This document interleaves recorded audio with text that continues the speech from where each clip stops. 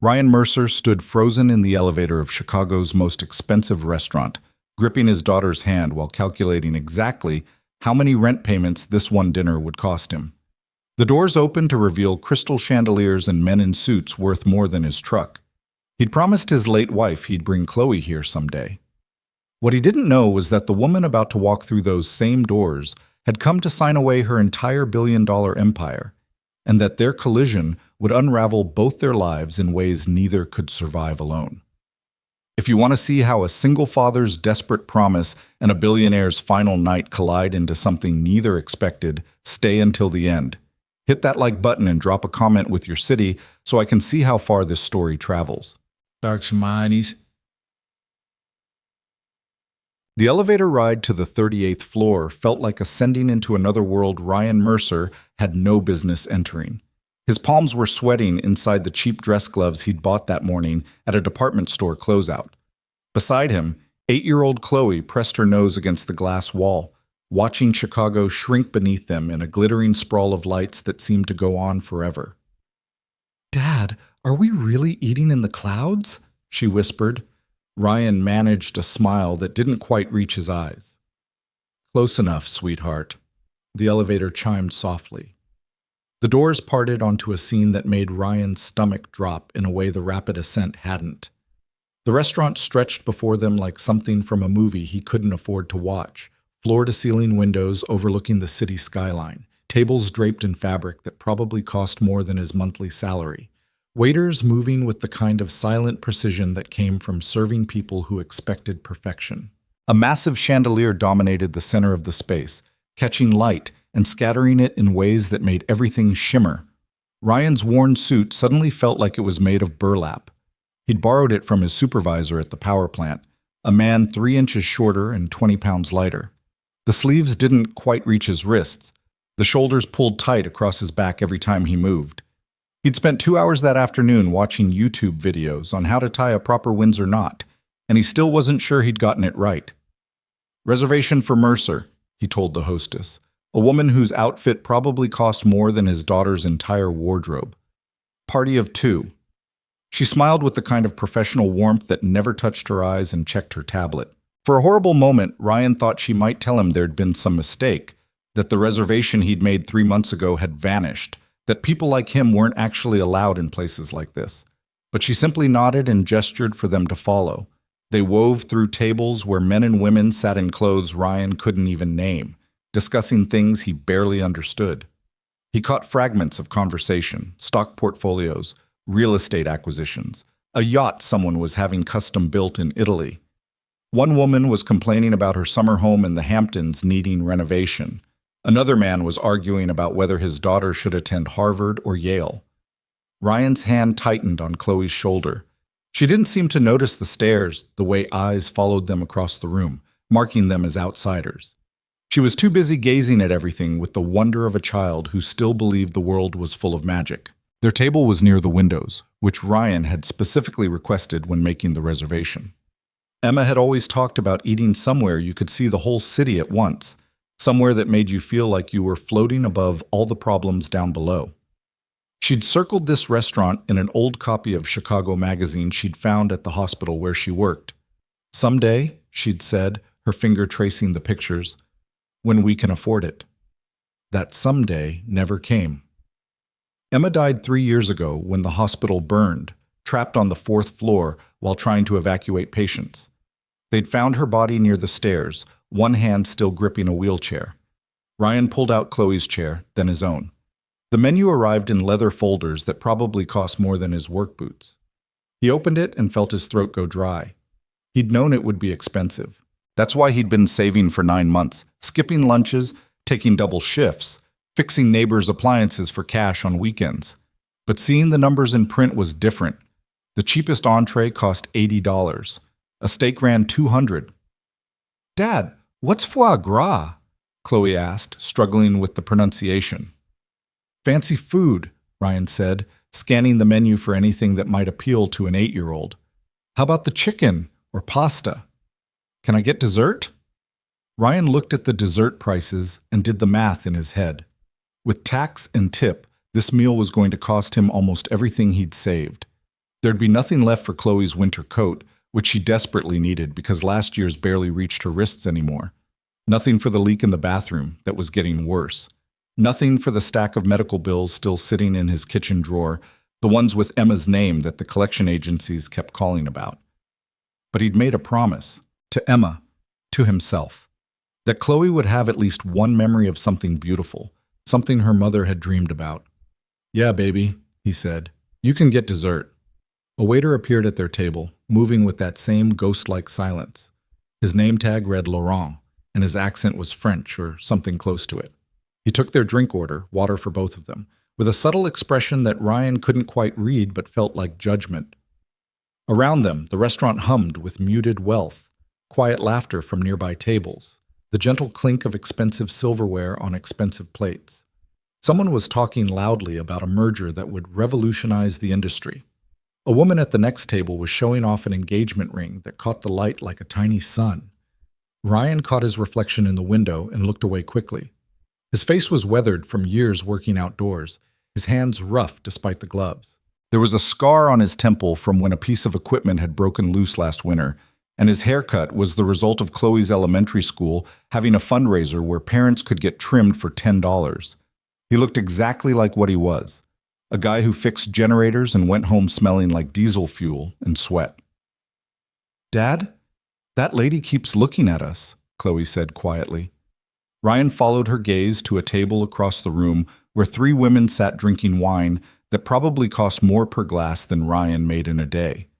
They were watching him and Chloe with expressions that ranged from curiosity to something that looked like pity. One of them leaned over and whispered something to her companions. They all laughed. "Don't worry about it," Ryan said, reaching across to squeeze Chloe's hand. "We belong here as much as anyone." He wasn't sure he believed it, but Chloe nodded and went back to studying her menu, sounding out the French words with the serious concentration she brought to everything. The elevator chimed again across the restaurant. Ryan glanced up out of habit and then forgot how to breathe. The woman who stepped out shouldn't have existed outside of magazine covers or movie screens. She moved through the restaurant like she owned it, which, Ryan would later learn, she literally did. Tall and lean, wearing a black dress that probably cost more than Ryan's truck, with dark hair pulled back in a way that somehow looked both effortless and impossibly precise. But it wasn't her looks that made everyone turn. It was something else, some quality of presence that made the entire room shift its attention like iron filings responding to a magnet. She swept past tables without acknowledging anyone, trailed by 2 men in expensive suits who were clearly trying to keep up with her pace. Ryan could see the hostess starting to move toward her, but the woman waved her off with a gesture that was both polite and absolute. "That's Scarlet Vale," someone at a nearby table whispered, loud enough for Ryan to hear. "Jesus, what's she doing here?" "I heard she's selling Vale Industries." "No way. That company's her whole life." "My friend's husband works in her legal department, says the papers are getting signed tonight." Ryan had heard the name before, though he couldn't place where. Someone famous, clearly. Someone who belonged in places like this. Scarlet Vale stopped walking. She stood in the middle of the restaurant, surrounded by tables full of people pretending not to stare while absolutely staring, and looked around like she was searching for something she'd lost. The 2 men behind her seemed confused. One of them leaned in and said something, but she shook her head. Then her eyes landed on Ryan and Chloe's table. For a moment that stretched too long, she just looked at them. At the empty 3rd chair Ryan had asked for and left untouched. At Chloe, who was still studying her menu with that intense focus. At Ryan himself, who felt suddenly exposed in a way he couldn't explain. Then Scarlet Vale started walking toward them. Ryan's mind went blank. He couldn't think of any reason why this woman, whoever she was, would be approaching their table. Maybe they'd broken some rule. Maybe children weren't actually allowed in the restaurant, and the hostess had made a mistake seating them. Maybe... "Excuse me," Scarlett said, and her voice was different from what Ryan had expected. Softer, with something in it that sounded almost fragile. "I know this is strange, but would you mind if I sat here?" She gestured to the empty chair. Ryan stared at her. So did Chloe. Across the restaurant, conversations had stopped. The 2 men in suits looked like they'd been struck by lightning. "Miss Vale, we have your private table reserved," one of them said, the words tumbling out. The papers are ready to be— Cancel it, Scarlett said without looking at him. Her eyes stayed on Ryan. Please, I need to sit somewhere that doesn't feel like a funeral. Ryan glanced at Chloe, who looked back at him with the same confusion he felt. The logical thing would be to politely decline, to protect his daughter from whatever strange situation this clearly was. Rich people didn't just randomly ask to join regular people for dinner unless something was very wrong. But there was something in Scarlet Vale's expression that Ryan recognized, something he'd seen in his own mirror for the past 3 years. The look of someone barely holding themselves together. Sure, he heard himself say. If you want. One of the men in suits made a sound like he'd been punched.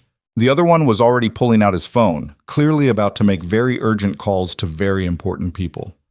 Scarlett sat down in the empty chair, Emma's chair, and for the first time since entering the restaurant, something in her face relaxed slightly. Thank you, she said quietly. You have no idea what this means. Ryan absolutely did not have any idea. He glanced around at the other tables where people had given up all pretense of not watching them. The 3 women from earlier looked stunned. A man in a suit that probably cost $5,000 had actually stood up slightly, like he was considering coming over. I'm Ryan, he said, because he couldn't think of anything else to say. This is my daughter, Chloe. Hi, Chloe said in a small voice, staring at Scarlett with wide eyes. Hi, Chloe. Scarlett's smile was brief but genuine. I'm Scarlett, and I promise I'm not as scary as everyone thinks I am. Are you famous? Chloe asked with the bluntness only children could pull off. Something like that, Scarlett said. She picked up the menu, though she didn't really seem to be reading it. Is this a special occasion? It's my birthday, Chloe announced. I'm 8 now. Well, I was 8 yesterday, but we're celebrating today because Dad had to work last night. Happy birthday, Scarlett said, and something shifted in her expression. Something that looked like pain. 8 is a good age. Ryan watched this stranger sitting in his late wife's chair, this woman whose presence had caused the entire restaurant to collectively hold its breath, and tried to understand what the hell was happening. One of the suit guys was standing at a distance now, phone pressed to his ear, shooting desperate glances in their direction every few seconds. Do you want to order? Ryan asked, because he had to say something and it was the only question his brain could produce. No, Scarlett said. I'm not hungry. I just wanted— She trailed off, looking out at the city lights beyond the window. Do you come here often? It should have been a normal question. Instead, it landed like an accusation, highlighting exactly how much Ryan didn't belong. First time, he admitted. Probably last time, too. This is way outside our usual budget. He immediately regretted the words. Rich people didn't want to hear about money problems. But Scarlett just nodded, like it was the most reasonable thing in the world. My brother and I used to save up to come to places like this when we first moved to Chicago, she said. Before everything changed, we'd split one entree and pretend we weren't still hungry afterward. Ryan couldn't imagine this woman ever being hungry or broke or anything other than exactly what she appeared to be. But there was something genuine in the way she said it. Laurent returned with their waters and nearly dropped the tray when he saw who was sitting at the table. He recovered quickly, setting the glasses down with shaking hands, and looked at Scarlett like she might evaporate if he blinked. Miss Vale, he said, we have your private dining room prepared. If you'd like— I'm fine here, Scarlett said, not unkindly. Actually, I'd like the same thing they're having. We haven't ordered yet, Ryan said. Then I'll wait with you. Laurent looked between them, clearly trying to process this situation with absolutely no success. Finally, he just nodded and disappeared. The man with the phone had given up calling and was now approaching the table directly, his face arranged in an expression of professional panic that would have been funny under different circumstances. Miss Vale, he said, his voice tight. The board is waiting. Mr. Chen specifically said, tell Mr. Chen that I've changed my mind, Scarlett said, still not looking at him. You've changed your mind? About signing tonight, I need more time to think. The man's face went through several shades of pale. The contracts are finalized. Everyone is downstairs in the conference room. The press release is scheduled for 10 p.m. You can't just— I can do whatever I want, David, Scarlett said, and her voice shifted into something harder, something that made the man take an involuntary step back. It's still my company. Now please give me some space." David opened his mouth, closed it, then retreated with the kind of speed that suggested he knew better than to argue further. Ryan looked at Chloe, who was watching all of this like it was the most interesting thing she'd ever seen. "What's a press release?" Chloe whispered. "I'll explain later," Ryan whispered back. Scarlett had gone back to staring out the window, her jaw tight. Up close, Ryan could see details he'd missed at first. The exhaustion around her eyes, the way her hands kept moving to touch her phone, then pulling away, the slight tremor in her fingers that suggested she was either furious or terrified or both. "I'm sorry," Ryan said. "I don't know what's going on, but if you need to go handle your business—" "No." The word came out sharp, almost desperate. Then Scarlett seemed to catch herself. "Sorry, no. I'm exactly where I need to be." It was the strangest thing Ryan had heard all night, and that was saying something. Laurent returned, now accompanied by what appeared to be the restaurant's manager, a thin man with perfectly styled gray hair who approached the table like he was defusing a bomb. "Miss Vale," he said smoothly, "what an unexpected pleasure. If we'd known you were coming, we would have prepared—" "I didn't want preparation," Scarlett cut him off. "I wanted normalcy." "Can I get that here, or should I go somewhere else?" The manager's smile flickered. "Of course. Whatever you wish." "Good. Then treat us exactly like you'd treat any other table." The manager and Laurent exchanged a glance that suggested this was absolutely not going to happen, but they both nodded and backed away. Ryan picked up his menu again, studying the prices and trying to figure out the cheapest possible combination that wouldn't make it obvious he was counting every dollar. Chloe had apparently decided Scarlett was interesting and had scooted her chair slightly closer. "Why is everyone acting so weird?" Chloe asked Scarlett directly. "Because people think I'm important," Scarlett said, "and they're not used to seeing important people do normal things." "Are you important?" "I used to think so. Now I'm not sure." "My dad is important," Chloe declared. "He fixes all the power at the big buildings downtown. When stuff breaks, people call him and he goes there even in the middle of the night." Something crossed Scarlett's face. Interest, maybe. Or recognition. "Is that right?" She looked at Ryan. "You're an engineer?" "Generator technician," Ryan corrected. "I keep the backup power running when the main systems fail.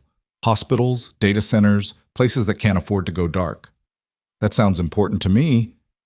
It was such a simple statement, but it landed differently coming from someone like her. Ryan found himself sitting up a little straighter despite himself. "It's honest work," he said. "Pays the bills?" "Mostly." Scarlett nodded slowly, like he'd said something profound. Around them, the restaurant had returned to its previous hum, though Ryan could still feel eyes drifting toward their table. "What about you?" Chloe asked. "What's your job?" "I built things," Scarlett said. "Created technology that helped people communicate better. Or that's what I told myself I was doing. Honestly, I'm not sure anymore if I was helping or just making money." "Did you make a lot of money?" "Chloe," Ryan said sharply, "that's rude." But Scarlett laughed, and it transformed her entire face. For just a second, she looked younger, less like some untouchable billionaire and more like a regular person who'd forgotten how to be happy. "It's okay," she said. "Yeah, kiddo, I made a lot of money, more than anyone should probably have." "Then why do you look so sad?" Chloe asked, with the devastating honesty children wielded like weapons without realizing it. The laughter died. Scarlett's expression shuttered closed again, returning to something guarded. For a long moment, she didn't answer. Ryan was about to redirect the conversation when Scarlett finally spoke. "I lost someone," she said quietly. "Someone who was supposed to be here with me. And now everything feels wrong without them." Chloe nodded seriously. "Like my mom. She died when I was 5. Sometimes Dad puts her picture on the table when we eat at home, so it's like she's still there." Ryan felt his throat close up. He hadn't realized Chloe had noticed that. He'd thought he'd been subtle about it. Scarlett looked at the empty chair she was sitting in, and understanding washed across her face. "That's why there's 3 chairs. Dad promised Mom we'd eat here someday," Chloe continued, oblivious to the emotional grenade she'd just tossed onto the table. "She really wanted to come. She said it looked like heaven." Scarlett didn't say anything for a long time. When she finally spoke, her voice had gone rough. What happened to her? Ryan almost told her to mind her own business. It was the standard response he gave when strangers asked, the wall he threw up to avoid having to relive that night over and over. But something about the way Scarlett asked, like she actually wanted to know, like she understood what it meant to carry that kind of loss, made him answer honestly. Hospital fire, he said. 3 years ago. She was a nurse, got the patients out, didn't make it out herself.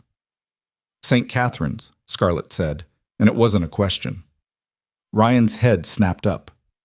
How did you know? But Scarlett wasn't looking at him anymore. She was staring at her hands, her whole body gone rigid.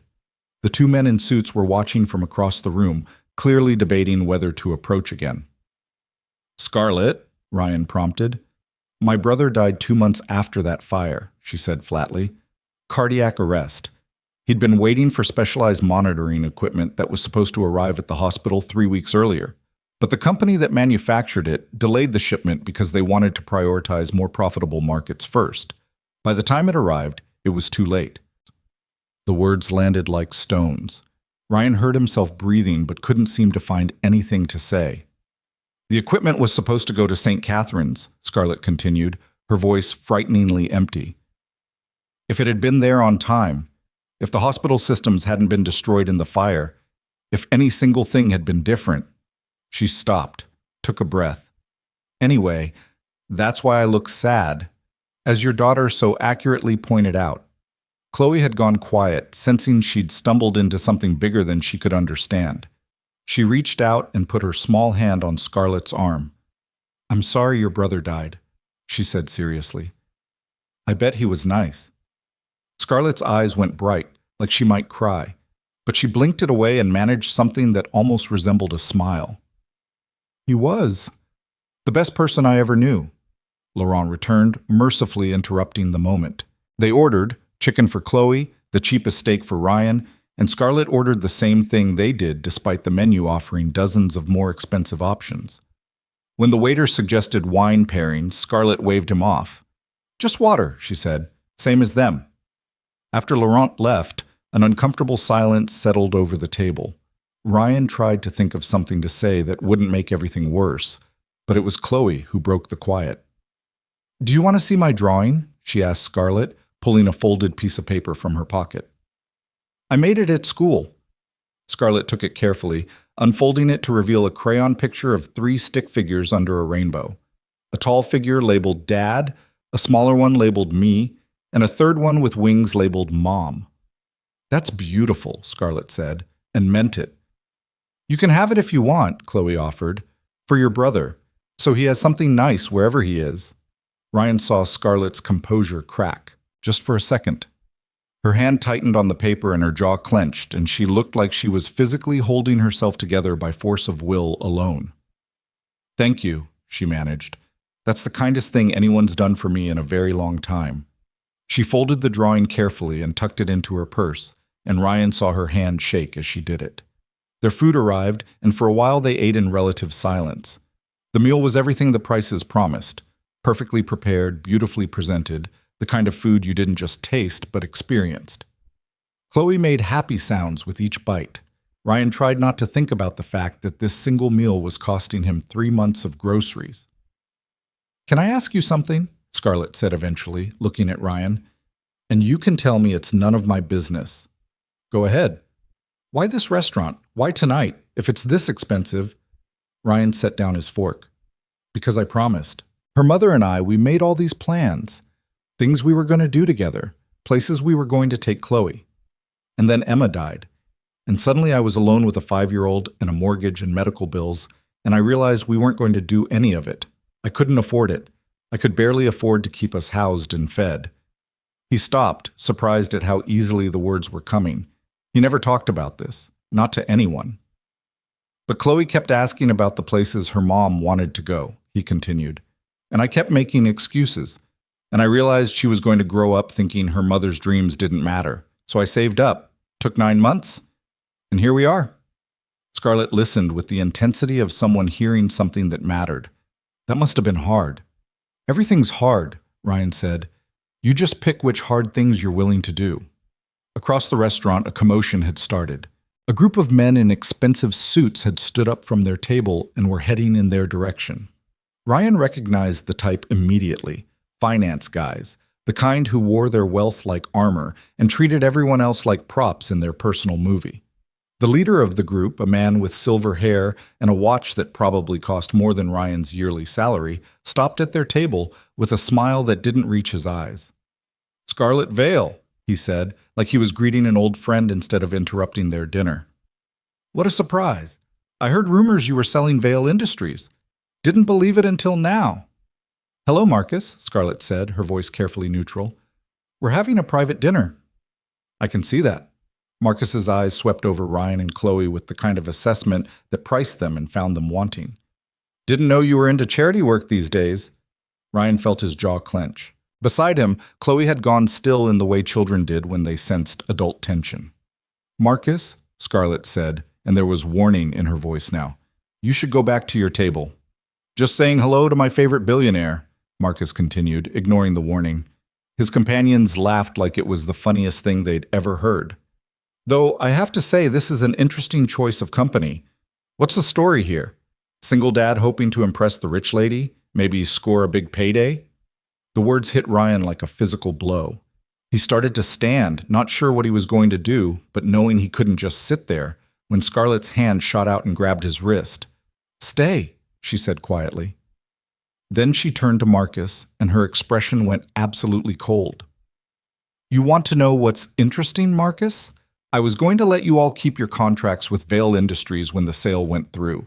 Standard transition clause. But now I think I'll make sure those contracts get terminated immediately. All of them. We're talking about, what, $800 million in business you're about to lose?" Marcus's smirk evaporated.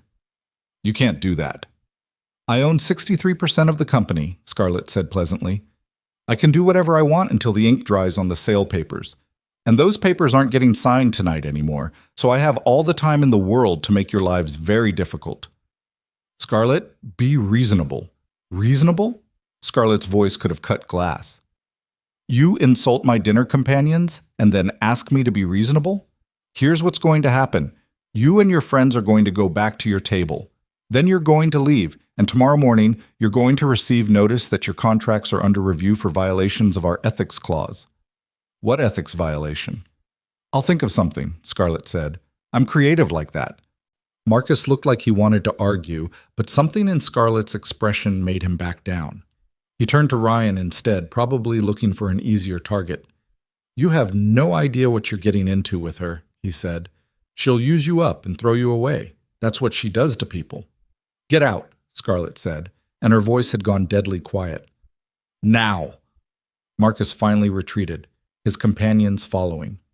The entire restaurant had gone silent again, everyone watching the drama unfold. As soon as they were gone, Scarlett's rigid posture collapsed slightly. She let go of Ryan's wrist, which she'd been gripping hard enough to leave marks. "I'm sorry," she said. "That was completely out of line. I shouldn't have brought you into my mess." "You didn't bring me anywhere," Ryan said. "That guy was an asshole. You handled it. I just cost his company $800 million out of spite." "Good." Scarlett looked at him, something like surprise crossing her face. "You're not upset that I made a scene?" "Why would I be upset? He insulted my daughter. He insulted me. You think I care if you take away his money?" A laugh escaped Scarlett, sharp and unexpected. "Most people would care. Most people would tell me I was being emotional and irrational and bad for business." "Then most people can go to hell," Ryan said simply. Chloe, who had been watching everything with wide eyes, suddenly spoke up. "Are you going to sell your company?" Scarlett looked at her for a long moment. "I don't know anymore," she admitted. "I was. I came here tonight to sign the papers and walk away from everything I built. But now—" "But now what?" Chloe pressed. "Now I'm sitting at a table with people who remind me why I built it in the first place," Scarlett said quietly. "And that's really confusing." Laurent appeared with dessert menus, moving cautiously like he wasn't sure if there would be more yelling. Scarlett ordered nothing. Ryan ordered a chocolate cake for Chloe. When it arrived, it came with a sparkler and a little sign that said "Happy Birthday," and Chloe's face lit up in a way that made every dollar Ryan had spent suddenly worth it. "Make a wish," Ryan told her. Chloe closed her eyes, thought hard, then blew out the sparkler.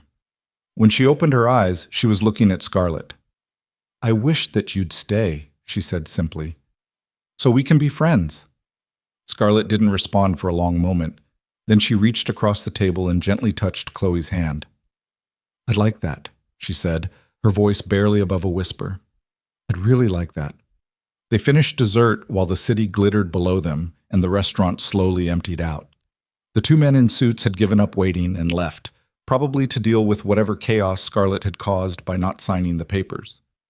Other diners departed, some shooting curious glances at their table, others pretending not to notice them at all.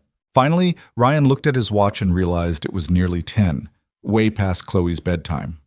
"We should go," he said reluctantly. "It's late." Scarlett nodded but made no move to leave. "Thank you for letting me sit with you," she said. "You have no idea how much I needed this." "Any time," Ryan said, and was surprised to realize he meant it. They stood. Ryan signaled for the check, already steeling himself for the damage. Laurent approached with the leather folder, but before he could set it down, Scarlett plucked it from his hands. "I've got this," she said. "No," Ryan said immediately. "Absolutely not." "Ryan, I said no. This is my daughter's birthday dinner. I'm paying for it." They stared at each other across the table. Chloe watched with interest, like she was witnessing a standoff in a Western movie. "You don't have to prove anything," Scarlett said quietly. "This isn't about proving anything. This is about keeping a promise to my wife. Your wife would want you to accept help when it's offered." "You don't know what my wife would want." The words came out harsher than Ryan intended. Scarlett flinched slightly, then nodded and handed him the check folder. Ryan opened it and felt his stomach drop. The total was somehow even worse than he'd calculated. With tax and tip, it was nearly $800. Everything he'd saved, gone in a single night. He pulled out his worn debit card, the only credit card he had was maxed out on medical bills, and hoped desperately that the payment would go through without declining. Laurent took it away. Ryan tried not to think about the fact that his rent was due in 3 days and he'd have to figure out how to get another $200 by then. The card went through. Laurent returned with a receipt that Ryan didn't look at because seeing the final number would make it too real. They headed for the elevator, Scarlett walking with them. "Where are you parked?" she asked as they rode down. "Blue lot," Ryan said. "Couple blocks away. Cheaper than the restaurant garage." Scarlett looked like she wanted to say something but held back. When they reached the lobby, she stopped. "Ryan," she said, "can I give you my card? I'd like to stay in touch." Every instinct told Ryan to decline. Rich people who wanted to stay in touch usually had ulterior motives. But Chloe was already tugging on his sleeve. "Please, Dad," she said. "She's nice." Scarlett pulled a business card from her purse and held it out. Ryan took it, feeling the heavy cardstock between his fingers. It was simple, just her name, a phone number, and an email address. "Thank you for tonight," Scarlett said. "Really, you gave me something I desperately needed." "What's that?" Ryan asked. "A reason to believe people can still be good." Then she turned and walked away, disappearing into a waiting car that probably cost more than Ryan would make in 5 years. Ryan and Chloe walked to the parking lot in silence. The night air was cold, and Chloe was starting to shiver despite her jacket. Ryan picked her up, letting her rest her head on his shoulder, even though she was really getting too big for it. "Dad?" she mumbled sleepily. "Yeah, baby?" That was the best birthday ever. Ryan held her tighter and tried not to think about the fact that his bank account was now empty, that there were bills coming due he couldn't pay, that tomorrow morning he'd have to figure out how to make everything work again with nothing to work with. But tonight, for a few hours, he'd kept his promise to Emma. He'd given Chloe something beautiful to remember. And somehow, in the process, he'd met a woman who seemed just as lost as he felt. He didn't know it yet, but that meeting would change everything. The truck wouldn't start. Ryan turned the key again, hearing the engine cough and wheeze like it was drowning. Chloe was asleep in the passenger seat, her head resting against the window, still wearing the smile from her birthday dinner. The parking lot was nearly empty now, just a few scattered cars under flickering yellow lights that barely pushed back the darkness. "Come on," Ryan muttered, trying again. The engine turned over, sputtered, then died completely. He sat back and closed his eyes, doing the math he'd been avoiding all night. $800 gone. Rent due in 3 days. The truck had been making weird noises for a month, and he'd ignored them because fixing it would cost money he didn't have. Now it was refusing to move, and a tow truck would cost at least $150 he also didn't have. His phone buzzed. A text from his landlord. Reminder, rent due Friday. No extensions this time. Ryan's jaw clenched. He looked at Chloe sleeping peacefully and felt the familiar weight of failure settling over his shoulders. He'd given her one perfect night, and now they were stranded in a parking lot with an empty bank account and a dead truck. He tried the ignition one more time. Nothing. His phone buzzed again. This time it was an unknown number. This is Scarlett. I'm still nearby. Need help? Ryan stared at the message. He hadn't given her his number, which meant she'd somehow gotten it, probably from the restaurant reservation or something equally invasive that rich people could do without thinking twice about privacy. He should have been angry. Instead, he was just tired. Against every instinct screaming at him to handle this himself, Ryan typed back, "Truck won't start. We're fine. Just need to call a tow." The response came within seconds. "Don't call a tow. Give me 5 minutes." Ryan wanted to argue, but Chloe shifted in her sleep and made a small sound, and he realized the cab was already getting cold without the heater running. 5 minutes later, headlights swept across the parking lot. A black car pulled up next to his truck, sleek and silent. Scarlett got out wearing a different coat than before, something casual that probably still cost more than Ryan's monthly salary. "Pop the hood," she said, walking around to the front of the truck without waiting for a response. Ryan climbed out, confused. "You know about cars?" "My brother and I rebuilt a '67 Mustang when I was 16, Scarlett said, already examining the engine. She pulled out her phone and turned on the flashlight. "We were broke and couldn't afford to pay mechanics, so we learned to do it ourselves." "What's it doing?" "Turning over but not catching. Makes this choking sound." Scarlett leaned in, checking connections and hoses with the confidence of someone who actually knew what they were looking for. "When's the last time you changed the fuel filter?" Ryan tried to remember. "Maybe 2 years ago?" "There's your problem. Filter's probably clogged. See this?" She pointed to something Ryan couldn't identify in the tangle of engine parts. "Fuel pressure's not getting through. You need a new filter and probably a flush of the fuel line." "I can do that tomorrow," Ryan lied. He had no idea how to flush a fuel line. Scarlett looked at him with an expression that suggested she knew exactly what his bank account looked like. "Or I can call my mechanic right now. He owes me a favor. He'll come out, fix it here, won't charge you anything." "No." "Ryan, I said no." Ryan closed the hood more forcefully than necessary. "I appreciate the offer, but I don't need charity." "It's not charity, it's just help. From a billionaire who happened to sit at my table and now wants to fix all my problems, that's exactly what charity is." They stood in the cold parking lot, breath fogging between them. Scarlett's driver was still sitting in the running car, probably listening to everything. "What's your plan then?" Scarlett asked quietly. "Call a friend, get a ride home. Deal with the truck tomorrow." "What friend?" The question landed like an accusation because they both knew Ryan didn't have an answer. His supervisor might help, but it was past 11 on a weeknight, and the man had his own family.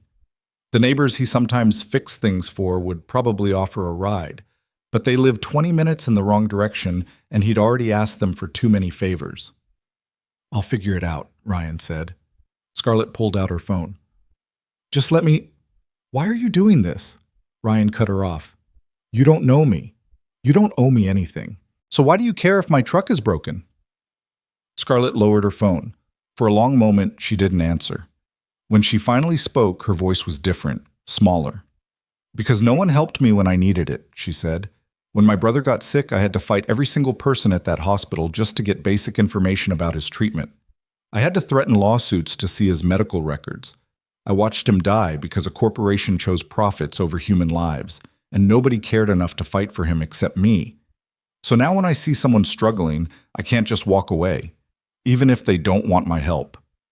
Ryan felt something crack in his chest. "I'm sorry about your brother. I'm sorry about your wife." They stood there in the parking lot, two people carrying grief they didn't know how to set down. Finally, Ryan sighed. What's your mechanic's number? 30 minutes later, a man in grease-stained coveralls showed up in a van full of tools. He worked quickly and efficiently, barely speaking except to confirm what Scarlett had already diagnosed. Fuel filter, fuel line flush, and while he was at it, he noticed the alternator was going bad and replaced that too. The whole thing took less than an hour. What do I owe you? Ryan asked when it was done. The mechanic looked at Scarlett, then back at Ryan. Nothing. Ms. Vale already took care of it. How much did she pay you? Not my business to say. The mechanic packed up his tools. Truck should run fine now. Get your oil changed soon, though. It's overdue. He left. Ryan turned to Scarlett, ready to argue, but she held up a hand. Before you start, she said, let me ask you something. If this situation was reversed, if I was the one stranded with a broken-down car and you had the ability to help, would you? That's different. How? Because I'm not... Ryan struggled to find the words. I'm not in a position to help people. I'm barely keeping my own life together. But if you could help, you would. Yeah, of course. Then why is it different when I do it? Ryan opened his mouth, then closed it. He didn't have a good answer. Look, Scarlett said, I know you don't want my money. I get it. Pride matters. But sometimes accepting help isn't about you. It's about the person who needs to give it. And I really, really needed to do something good tonight. Chloe woke up then, blinking sleepily from the truck. Are we home? Not yet, baby, Ryan said. Soon. Scarlett walked over to the passenger window. Hi, Chloe. Sorry for waking you up. It's okay. Is the truck fixed? Good as new. Chloe smiled, then noticed something. You're still here. I thought rich people had to go do important stuff all the time. Scarlett laughed. The important stuff can wait. Making sure you and your dad get home safe is more important right now. Ryan climbed into the truck and turned the key. The engine started immediately, purring like it hadn't in months. He sat there for a moment, hands on the steering wheel, feeling the weight of too many emotions he didn't know how to process. Thank you, he said finally, the words tasting like surrender. You're welcome, Scarlett said, then quieter. Can I ask you something? You said your wife worked at St. Catherine's. Was she there the night of the fire? Ryan's hands tightened on the wheel. Yeah, she was working a double shift. Her supervisor had called in sick. My brother was admitted to St. Catherine's 2 weeks before the fire, Scarlett said. They told me he needed specialized monitoring equipment that hadn't arrived yet. They kept saying it was coming, just a few more days. Then the fire happened and the whole cardiac unit was destroyed.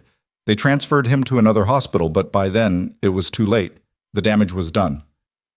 I'm sorry, Ryan said, and meant it. The company that delayed the equipment shipment was called MedTech Solutions, Scarlett continued. After my brother died, I spent 6 months investigating them. Found out they'd been deliberately delaying shipments to hospitals that couldn't pay premium prices, prioritizing wealthy private clinics over public hospitals. My brother died because he was in the wrong hospital with the wrong insurance. What did you do? I bought the company, Scarlett said flatly. Spent $800 million acquiring them, then fired every executive involved in the decision, reorganized their entire distribution system, made sure it would never happen to anyone else. Ryan stared at her. $800 million. Same amount Marcus's company is about to lose, coincidentally. I have a thing about that number. That's... Ryan tried to find words. That's insane. Probably. But it was the only thing I could think to do with all this money that felt like it meant anything. Scarlett looked away. My company, Vale Industries, we built communication platforms, made billions helping people connect with each other. But I couldn't save the one person who mattered most, so I used all that money to buy a medical supply company out of revenge. That's when people started calling me ruthless. Are you? Ryan asked. Ruthless? I don't know anymore. I used to think I was just being strategic. Now I think maybe I've just been angry for 2 years and taking it out on everyone around me. Chloe had been listening to all of this with wide eyes. My teacher says being angry is okay as long as you don't hurt people. Your teacher sounds smart, Scarlett said. But you hurt those men at the restaurant, Chloe pointed out. You took away their money. Scarlett's expression shifted. You're right. I did. And I'm not sure that was the right thing to do, even though they deserved it. Dad says sometimes people deserve bad things, but we still shouldn't be the ones who give it to them, Chloe said. Because then we become bad too.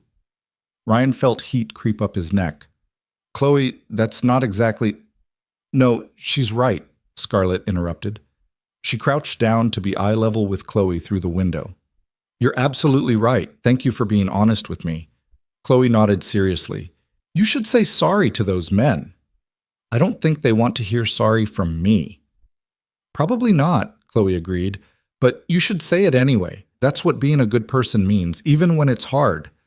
Scarlett looked at this 8-year-old child who had somehow managed to cut through 2 years of rage and grief with simple honesty, and something in her face crumbled. Okay, she said quietly. I'll try. Ryan started the truck. We should go. It's really late.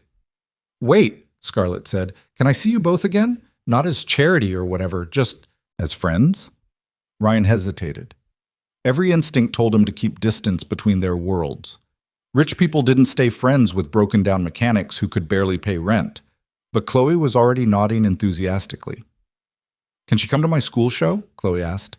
It's next Friday. We're doing a thing about space. I wouldn't miss it, Scarlett said immediately.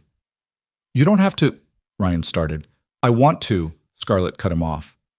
Please, let me be there. Ryan looked at her and saw the same desperation he felt most days. The need to matter to someone. To be part of something that felt real instead of just surviving. Okay, he said. Friday at 7.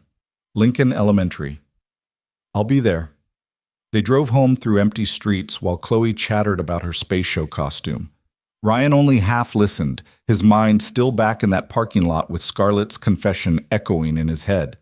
She'd spent $800 million on revenge. The number was so absurd it didn't feel real. His phone buzzed. Another text from Scarlett. Thank you for letting me help, and tell Chloe she's right about apologizing. I needed to hear that. Ryan didn't respond.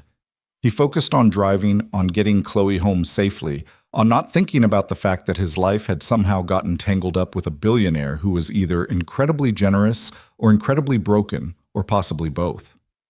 They reached their apartment building just after midnight. It was a 4-story walk-up in a neighborhood that had once been nice and was now just tired. The front door stuck like it always did. The hallway smelled like cooking oil and old carpet. Ryan carried a half-asleep Chloe up 3 flights of stairs, her arms wrapped around his neck.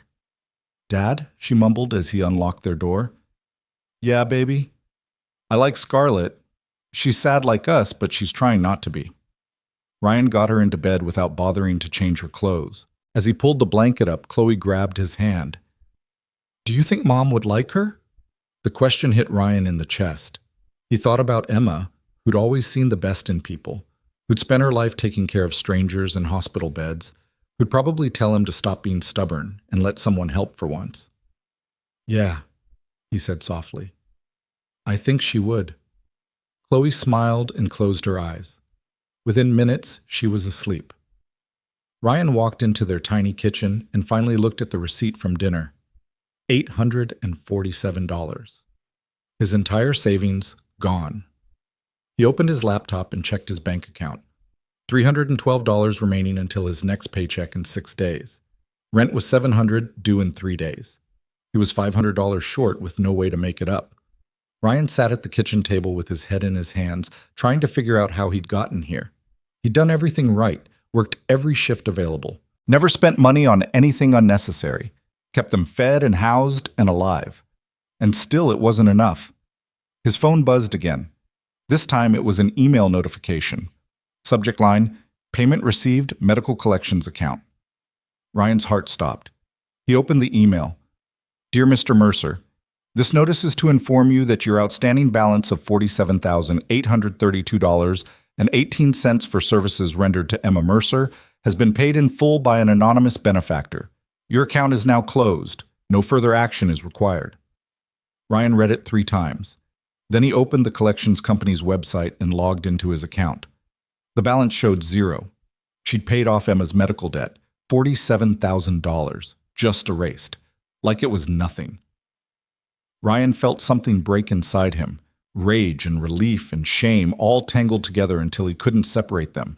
He grabbed his phone and called Scarlett's number before he could think better of it. She answered on the first ring. "Ryan? You paid off my wife's medical bills." Silence. Then, "Yes. You had no right to do that." "I know. That was my debt, my responsibility. You can't just throw money at people's problems without asking." "I know," Scarlett said again. Her voice was steady, but Ryan could hear something underneath it. Fear, maybe. "I'm sorry. I should have asked first." "Why did you do it?" "Because I could." She paused. "And because I looked up the hospital bills after you told me about Emma. I saw the debt was with a collections agency. I knew what that meant, how they'd be calling you constantly, threatening your credit, making everything harder. And I thought about how you'd spent all your savings on a birthday dinner because you made a promise to your wife, and I couldn't stand it. I couldn't stand the idea of you drowning in debt from the same hospital where my brother died." Ryan's anger deflated like a punctured tire. "That was almost $50,000. "I know. Scarlett, normal people don't just have that kind of money lying around. I'm not normal people." She sounded tired. "I'm someone with more money than I know what to do with and no one left to spend it on. So when I see someone being crushed by medical debt that shouldn't exist in the first place, yeah, I pay it off. It's not charity, it's just trying to make one tiny thing less terrible in a world that's mostly terrible." Ryan didn't know what to say to that. He walked to the window and looked out at the street below, where a few cars passed under broken streetlights. "I don't know how to thank you for this," he said finally. "You don't have to thank me. Just don't shut me out. That's all I'm asking. Let me be part of your and Chloe's lives, not as some rich person throwing money around, just as someone who needs friends as much as you do." "I don't know if I can do that." "Why not?" "Because people like you don't stay friends with people like me. Eventually you'll remember you're a billionaire and I'm a mechanic who can barely afford rent, and this will all fall apart." "Is that what you really think?" Scarlett asked quietly. "It's what I know. I've seen how the world works." "Then you haven't seen much of it." There was an edge to her voice now. "You think I care about money? Money didn't save my brother. Money didn't stop me from feeling completely alone for the past 2 years. Money has bought me exactly nothing that matters. You know what mattered? Sitting at a table with you and Chloe tonight, feeling like maybe I'm not completely broken. That's worth more than every dollar in my account." Ryan pressed his forehead against the cold window glass. "This is too much. All of it. I know. I'm sorry. I pushed too hard. I always have." "That's not what I meant." Ryan struggled to find words. "I meant it's too much to process. My wife died 3 years ago, and I've spent every day since then just trying to survive. I don't know how to let someone help me. I don't know how to be anything other than alone." "Then we can figure it out together," Scarlett said, "because I don't know how to be anything other than alone either, and maybe that's exactly why we found each other." Ryan closed his eyes. "I'm still angry you paid that debt without asking. You have every right to be. But I'm also grateful. And I hate that I'm grateful. I know. I'm sorry." They stayed on the phone in silence for a while. Finally, Ryan spoke again. "Chloe's school show really is next Friday, 7 p.m., Lincoln Elementary on Clark Street." "I'll be there," Scarlett promised. "And Scarlett? Thank you for everything tonight, even the parts I'm angry about." "You're welcome. Get some sleep, Ryan." He hung up and stood at the window for a long time, watching the city that had always felt too big and too expensive and too indifferent to people like him. Somewhere out there, Scarlett Vale was probably standing at a different window in a penthouse apartment, looking at the same city with the same feeling of not belonging. Ryan thought about Chloe's question. Would Emma like Scarlett? Yeah. Emma would have loved her, would have seen right through the billionaire facade to the broken person underneath. Would have probably already adopted her into their family the way she'd adopted every stray that crossed her path. Ryan went to bed but didn't sleep. He kept thinking about medical debt that no longer existed, about a truck that ran better than it had in years, about a woman who'd sat at their table because she needed to remember what normal people felt like. He thought about how one dinner had somehow opened a door he didn't know existed, and he wasn't sure if walking through it would save him or destroy him. But for the first time in 3 years, he was curious enough to find out. Friday came too quickly. Ryan left work early to get Chloe ready for her space show, fighting rush hour traffic that made him regret every decision that led to this moment. Chloe was vibrating with excitement, practicing her lines about the solar system while Ryan drove. "Do you think Scarlett will really come?" she asked for the 5th time. She said she would. But what if she forgot? Important people forget things sometimes. Ryan hoped she hadn't forgotten, not because he particularly wanted Scarlett there, but because Chloe's face would crumble if she didn't show, and Ryan couldn't handle his daughter being disappointed by someone else who made promises they didn't keep. They reached the school at 6:30.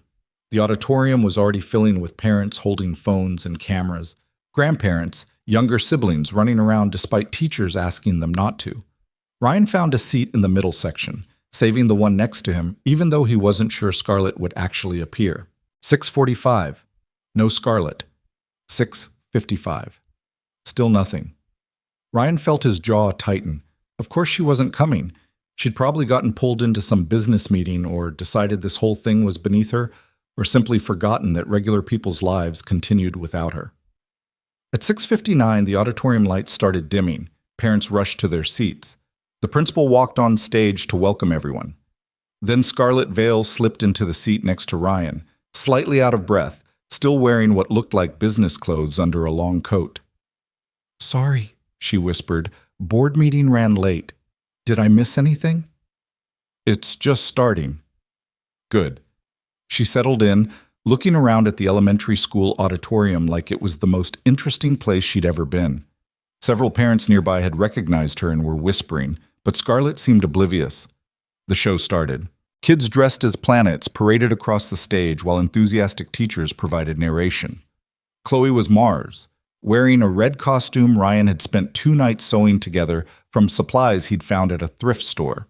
She delivered her lines perfectly, talking about how Mars was cold and lonely and far from Earth but still part of the same solar system. "She's wonderful," Scarlett whispered.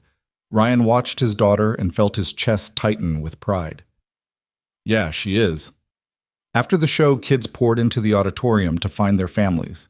Chloe spotted them and ran over, her face glowing. "You came!" she shouted at Scarlett. "Of course I did, I promised." Scarlett pulled out her phone. "Can I take a picture of you in your costume?"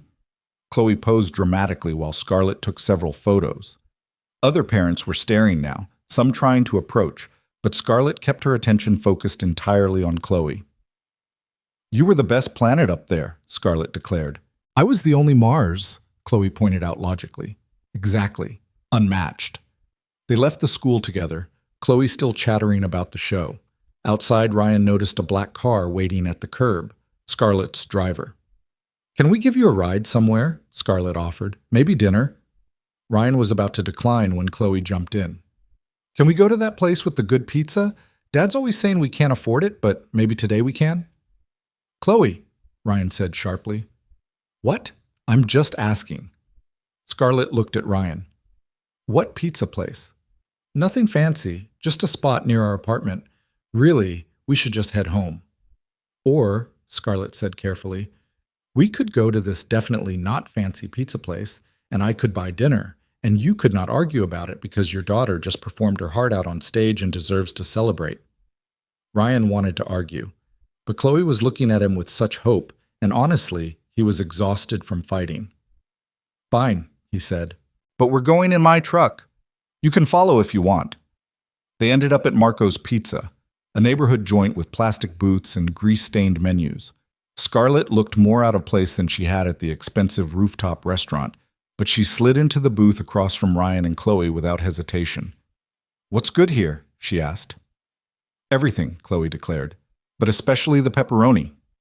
They ordered 2 large pizzas and breadsticks.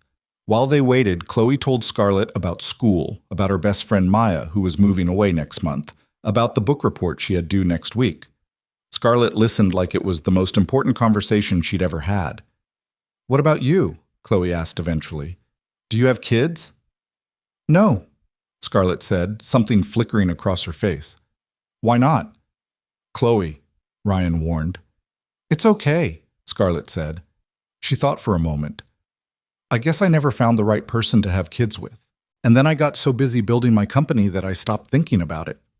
That's sad, Chloe said with devastating honesty. Yeah, Scarlett agreed. It kind of is. The pizza arrived and they ate while Marco himself came over to say hello. He'd known Ryan since Chloe was a baby, had given them free meals more times than Ryan could count after Emma died. Haven't seen you folks in a while, Marco said. Then he noticed Scarlett and his eyes went wide. Holy hell, you're Scarlett Vale. Guilty, Scarlett said with a small smile. My daughter, she works in tech, always talking about you, says you're a genius. Your daughter's too kind. Marco looked between Scarlett and Ryan like he was trying to solve a puzzle. You two friends? Yeah, Scarlett said before Ryan could answer. We are. After Marco left, Ryan turned to Scarlett. That going to be a problem? People recognizing you? Probably, but I don't care. She took a bite of pizza and made a sound of approval. This is really good. Best in the neighborhood, Ryan agreed. They finished eating while Chloe drew on napkins with crayons Marco had brought over. Eventually, Chloe's eyes started drooping. I should get her home, Ryan said, pulling out his wallet. Scarlett's hand shot out. I've got this. Scarlett. Ryan, it's pizza. Let me buy my friend's pizza. Ryan looked at her tired eyes and remembered what she'd said on the phone about needing friends as much as he did. He put his wallet away. Thank you. Outside, Scarlett's driver was still waiting. She told him to go home, that she'd catch a car service later. The driver looked uncertain, but obeyed. Why did you do that? Ryan asked. Because I don't want to leave yet. Scarlett looked almost embarrassed. Is that weird? Yeah, Ryan said honestly. But okay. They walked to his truck. Chloe was practically asleep on her feet, so Ryan lifted her into the passenger seat. She curled up immediately, eyes closing. She's lucky to have you, Scarlett said quietly. I'm the lucky one. No, trust me. Having a parent who shows up, who tries, who gives a damn, that's rare. Ryan closed the truck door gently. Your parents didn't show up? They died when I was 19, car accident. My brother was 16. After that, it was just us. Scarlett leaned against the truck. I raised him, put myself through college, built a company, and thought I was doing everything right. Then he died anyway, and I realized I'd failed at the only thing that actually mattered. You didn't fail him, Ryan said. You fought for him. You were there. That's not failure. Then why does it feel like it? Ryan didn't have an answer. They stood in the parking lot while the city hummed around them, two people carrying grief that refused to let go. I don't know how to do this, Scarlett said finally. Be friends with people. I've spent 2 years pushing everyone away. I don't know how to let anyone close anymore. Neither do I, Ryan admitted. I've spent 3 years just surviving. I don't remember how to do anything else. So we're both terrible at this. Apparently. Scarlett laughed, sharp and unexpected. What a pair we make. Ryan found himself smiling despite everything. Yeah, real disaster. Ryan? Scarlett's voice went serious. Thank you for not giving up on me. I know I'm a lot to deal with. You're not that bad, mostly just confusing.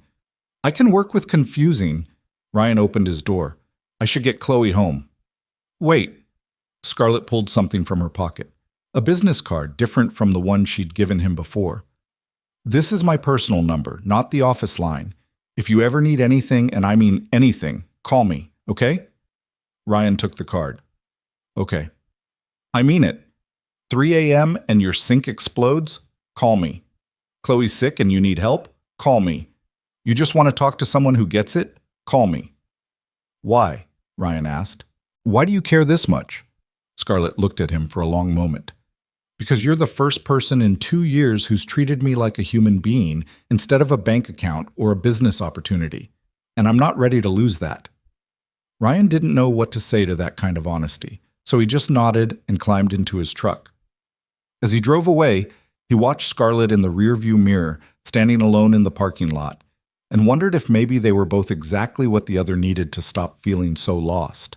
Ryan used Scarlett's business card 3 times in the next 2 weeks, and each time he hated himself a little more for it. The first time was when the bathroom pipe finally burst at 2 in the morning, flooding the apartment with water that soaked through Chloe's bedroom floor. Ryan had called every plumber he could find, but none would come out until morning, and by then the damage would be catastrophic. He'd stared at Scarlett's card for 20 minutes before finally dialing, hating that he needed help, hating that she was the only person he knew who could actually provide it. She'd answered immediately, despite the hour, and had a plumber there within 40 minutes. The man fixed the pipe, assessed the water damage, and told Ryan he'd send a restoration crew in the morning. When Ryan asked how much he owed, the plumber just shook his head and said it was handled. The second time was when Chloe's school called to say she'd gotten sick and needed to be picked up, but Ryan was 2 hours away on a job site with a generator that absolutely had to be fixed before the hospital lost backup power. He'd tried everyone, his supervisor, the neighbors, even Chloe's friends' parents, but nobody was available. Finally, with his hands shaking and shame burning in his throat, he'd called Scarlett. She'd picked Chloe up within 20 minutes, taken her to a doctor despite Ryan's protests, and kept her comfortable at her own apartment until Ryan could get there. When he'd arrived, exhausted and guilt-ridden and ready to apologize for the imposition, Scarlett had just smiled and said Chloe had been great company. The third time wasn't even Ryan's choice. His supervisor had called him into the office and told him, almost apologetically, that the company was downsizing. Ryan's position was being eliminated.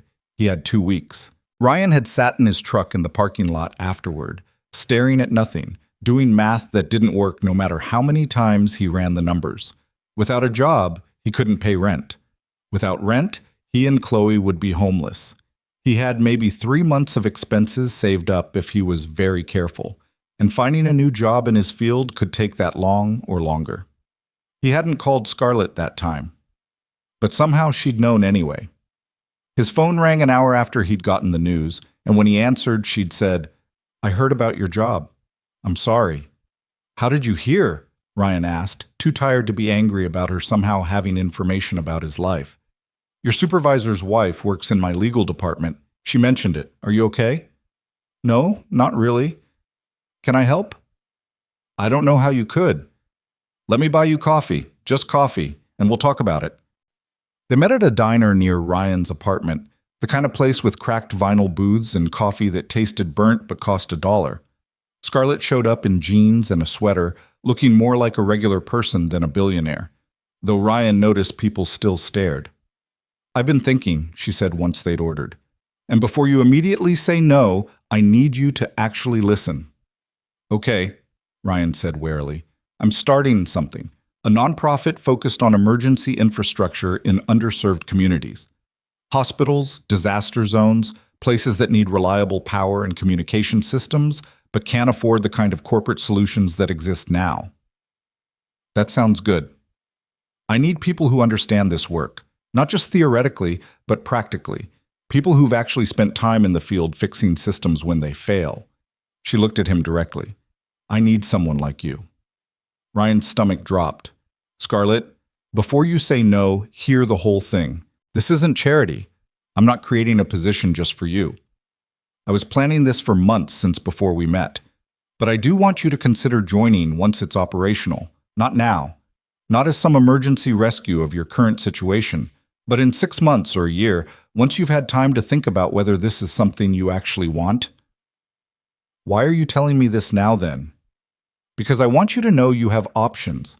That losing this job isn't the end of the world, even though it feels like it right now. You're skilled, Ryan. Any company would be lucky to have you.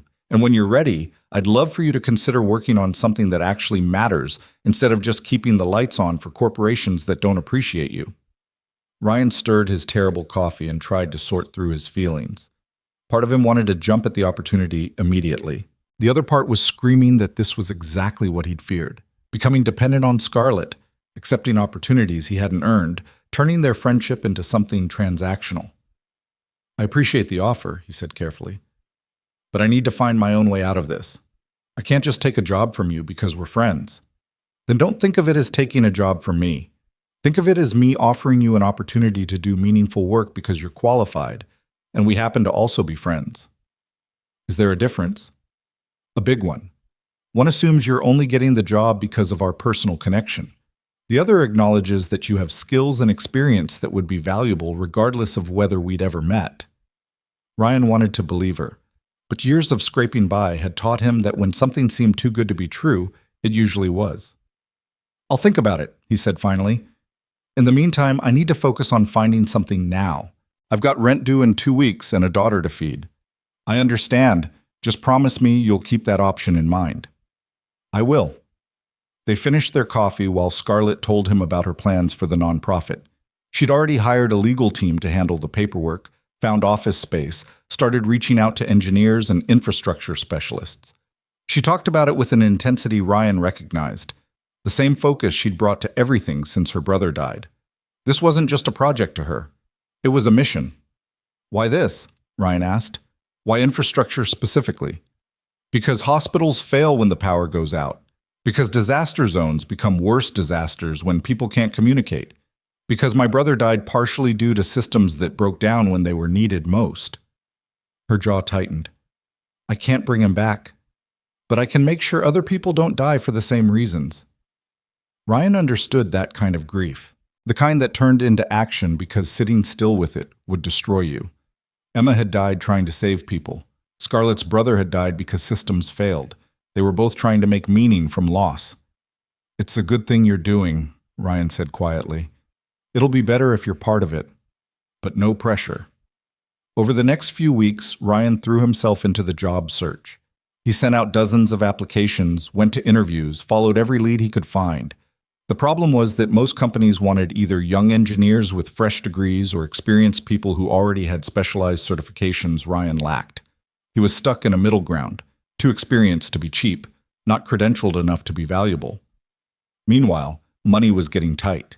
Ryan started skipping meals to make the food budget stretch further. He stopped heating the apartment as much, piling extra blankets on Chloe's bed at night. He picked up side work fixing appliances and doing electrical repairs for neighbors, cash under the table that bought them another week or two.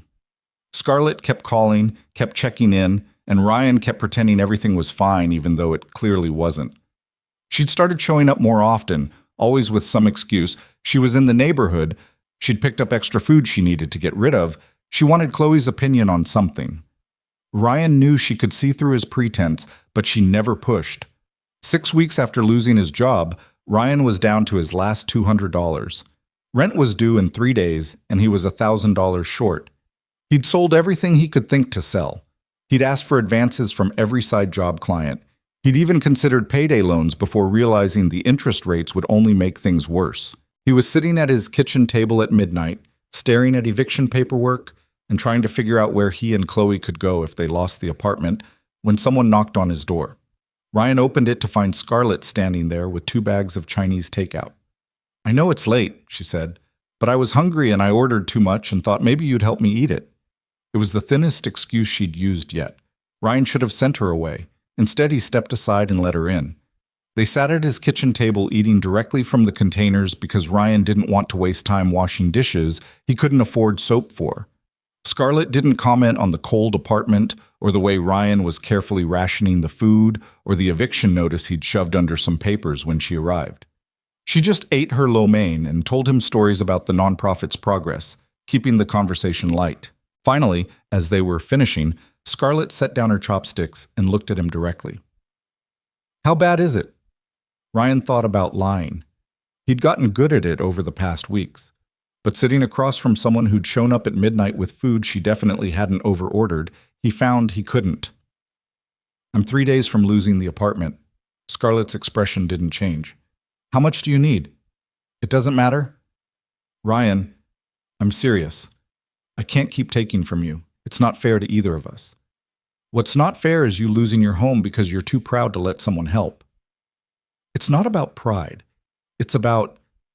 Ryan struggled to find words. "It's about the fact that I don't know where the line is anymore. Between friendship and charity. Between help and dependence. You keep solving my problems, and I keep needing more help, and eventually I'm going to turn into someone who just expects you to fix everything. Or," Scarlett said quietly, "you're going to get through a rough patch and then be in a position to help someone else when they're struggling. That's how this works, Ryan. People help each other. It's not a debt ledger. It's just being human." Easy to say when you're the one with unlimited money. The words came out harsher than Ryan intended. Scarlett flinched. You're right, she said after a moment. It is easy for me to say because I don't know what it's like to worry about money. I've never had to choose between rent and food. I've never had to tell my kid we can't afford something she needs, so I'm sorry if I'm being insensitive about what you're going through. Ryan felt guilt replace anger. I'm sorry, that was out of line. No, it wasn't. It was honest, and I asked for honesty. They sat in uncomfortable silence. Finally, Scarlett spoke again. Can I tell you something? And I need you to really hear it. Okay. When my brother got sick, I tried to handle everything myself. I didn't ask for help because I thought that's what strong people did. They figured things out alone. And because of that, because I was too stubborn and too proud and too convinced I had to do everything myself, I missed signs I should have caught. I didn't push hard enough for second opinions. I didn't question doctors when my gut told me something was wrong. I let him die because I thought asking for help was weakness. Her voice cracked slightly. Ryan had never seen her this vulnerable. So now when I see someone I care about drowning because they won't ask for help, it terrifies me. Because I know where that ends. And I can't lose anyone else to the lie that we're supposed to handle everything alone. Ryan felt something break in his chest. I'm not your brother. I know, but you're someone I care about. And Chloe is someone I love. And the thought of you both being homeless because you're too proud to let me help? That's not something I can live with. What do you want from me? Ryan asked, and he wasn't sure if he was angry or desperate or both. I want you to let me pay your rent this month, not as a loan, not as something you have to pay back, just as a friend helping a friend through a crisis. That's $1,000. I know. That's not friendship. It's nothing, Scarlett interrupted. Ryan, $1,000 is nothing to me. I literally make that much in interest on my investments every few hours. It means nothing in my life except as numbers in an account, but it means everything in yours. So please let me give you something that costs me nothing, but means everything to you. Ryan wanted to refuse. Every instinct was screaming at him to stand up, thank her politely, and show her the door, but he thought about Chloe sleeping in the next room, about what it would do to her to lose another home, another piece of stability, about the fact that his pride wasn't worth her security. Okay, he said, the word tasting like surrender. But this is the last time. After this, I figure things out on my own. After this, you'll have a job and you won't need help, Scarlett said gently. But if you do need help again, I hope you'll ask instead of waiting until you're 3 days from eviction. She pulled out her phone and made some transfers while Ryan sat there feeling simultaneously grateful and ashamed. Within minutes, his bank account had enough to cover rent, utilities, and groceries for the month. It was more than she'd said. He was too tired to argue about it. Thank you, he managed. You're welcome. Scarlett stood up to leave. And Ryan, the job offer still stands. When you're ready, we'd love to have you. Not because you need the money or because we're friends, but because you're good at what you do and we need good people. After she left, Ryan sat at his kitchen table for a long time, staring at his phone showing a bank balance he hadn't seen in years. He should have felt relieved. Instead, he just felt trapped. The next morning, Ryan paid his rent and bought groceries without having to choose what to put back. He took Chloe to school and went to another job interview, this one for a position that would barely cover their basic expenses, but at least represented independence. The interviewer told him he'd hear back in a week. That night, lying in bed, Ryan's phone buzzed with a text from Scarlett. I know you're mad at me, and I get it, but I'm not sorry for helping. Talk when you're ready. Ryan stared at the message for a long time before responding. Not mad, just trying to figure out how to accept help without losing myself. Her reply came immediately. You won't lose yourself, I promise. You're too stubborn for that. Despite everything, Ryan smiled. A week later, Ryan got a call from the company where he'd interviewed. They were offering him the position, starting in 2 weeks. The salary was less than he'd made before, but it would be enough. Barely, but enough. He accepted immediately and spent the next hour doing budget calculations that actually worked for once. He called Scarlett to tell her the good news. She answered on the first ring. I got a job, he said. That's amazing. Tell me everything. He explained the position, the salary, the start date. Scarlett listened and congratulated him, without mentioning that her nonprofit offer would have paid significantly more. Ryan appreciated that restraint more than she probably knew. "So I can start paying you back," he said. "It'll take a while, but I'll pay back everything you've spent on us." "Ryan, we talked about this. It's not a loan." "I know what you said, but I need to do this. For myself." There was a long pause. Then Scarlett sighed. "Okay, if it makes you feel better, you can pay me back. But there's no rush and no interest, just whenever you can afford it." "Thank you." "You're welcome. Can I take you and Chloe to dinner to celebrate?" Ryan was about to decline automatically, then stopped himself. Scarlett was his friend. Friends celebrated each other's victories, and he was tired of treating every interaction like a negotiation. "Yeah," he said. "That would be nice." They went back to Marco's Pizza because fancy restaurants felt like too much and fast food felt like too little. Chloe told them about school while they ate, and Scarlett asked questions like she actually cared about third-grade drama, and Ryan watched them interact with something warm in his chest. After Chloe went to the bathroom, Scarlett turned to Ryan with an expression he couldn't quite read. "Can I ask you something?" she said. "Sure." "Are we okay? Like really okay? Because I know these past few weeks have been hard and I'm worried I pushed too much." Ryan thought about it honestly. "I think we're okay. But I need you to understand something." "What?"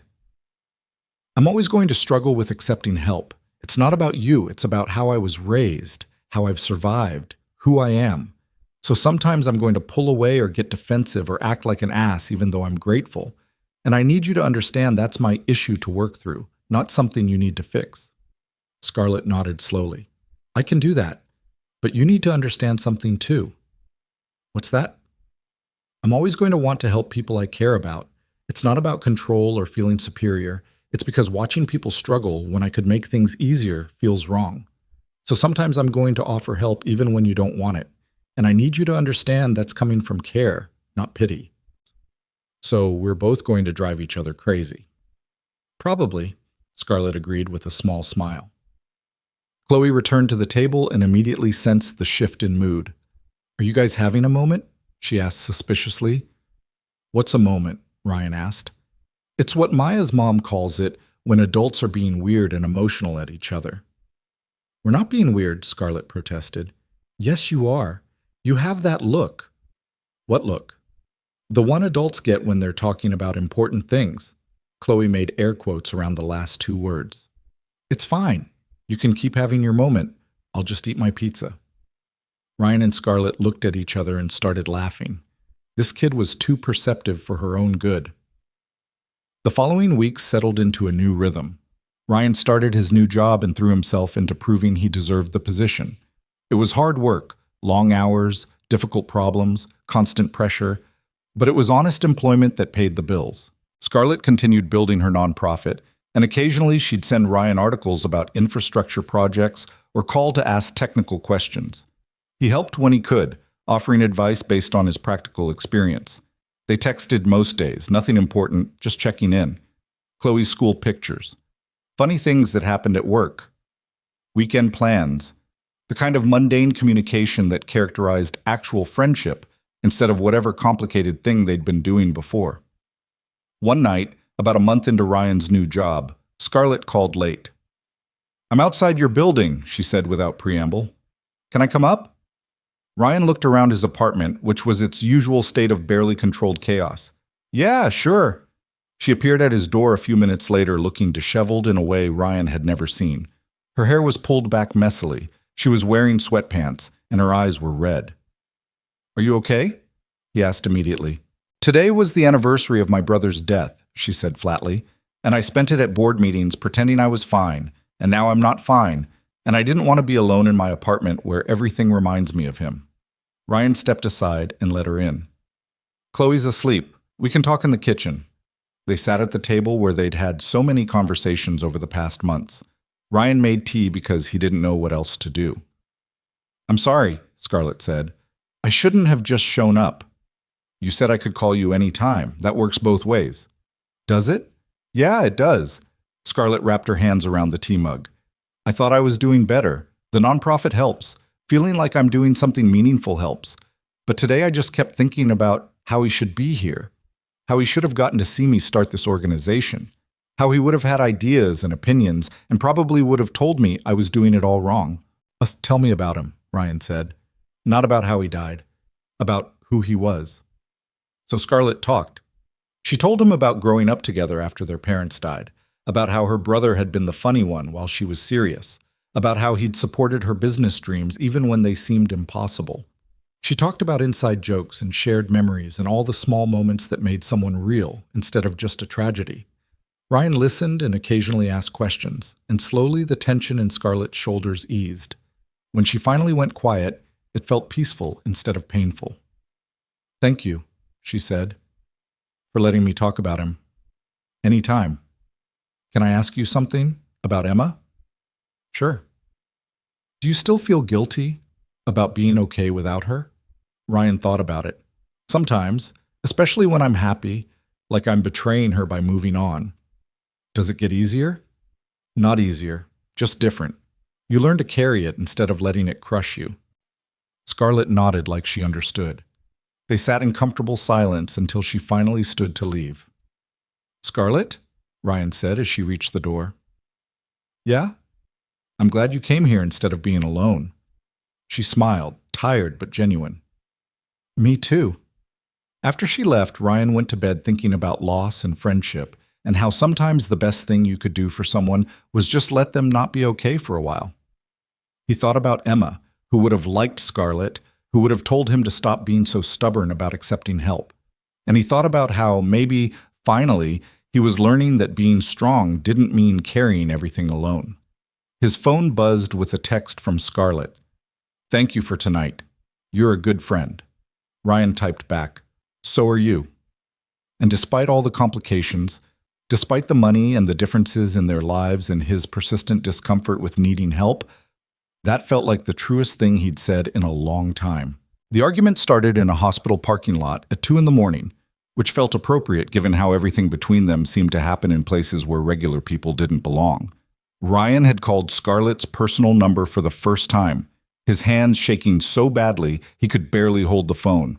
Chloe had woken up screaming, her fever spiking to 104, and the emergency room was packed with people who'd been waiting for hours. He tried to handle it alone, tried to be the father who didn't need help, but watching Chloe cry in pain while nurses kept saying just a little longer had broken something in him. Scarlett had answered on the first ring despite the hour. "I'm on my way," she'd said before he'd even finished explaining. 20 minutes later, she'd walked through those emergency room doors like she owned the place, which Ryan learned later she technically did through some complicated series of investments he didn't understand. Within 5 minutes, Chloe had been taken back to a room. Within 10, a doctor was examining her. Scarlett had made exactly 2 phone calls, and suddenly, the hospital that couldn't find staff was fully attentive. That's what led to Ryan standing in the parking lot now, 3 hours later, with Chloe finally sleeping peacefully after being diagnosed with a severe ear infection and pumped full of antibiotics. Scarlett had stayed the entire time, sitting in uncomfortable plastic chairs, making sure they had everything they needed. And Ryan couldn't decide if he was grateful or furious. "You can't just do that," he said, keeping his voice low so he wouldn't wake Chloe in the truck behind him. "Do what?" Scarlett asked. She looked exhausted, still wearing the sweatpants and oversized hoodie she'd clearly thrown on when he called. "Show up and throw your weight around. Make phone calls that get us special treatment. That's not how the world works for normal people." "I know that. That's exactly why I did it. But it's not fair to everyone else who's still waiting." "You're right. It's not fair.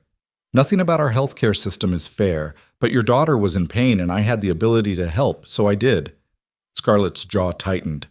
"Are you seriously angry at me for making sure Chloe got medical attention?"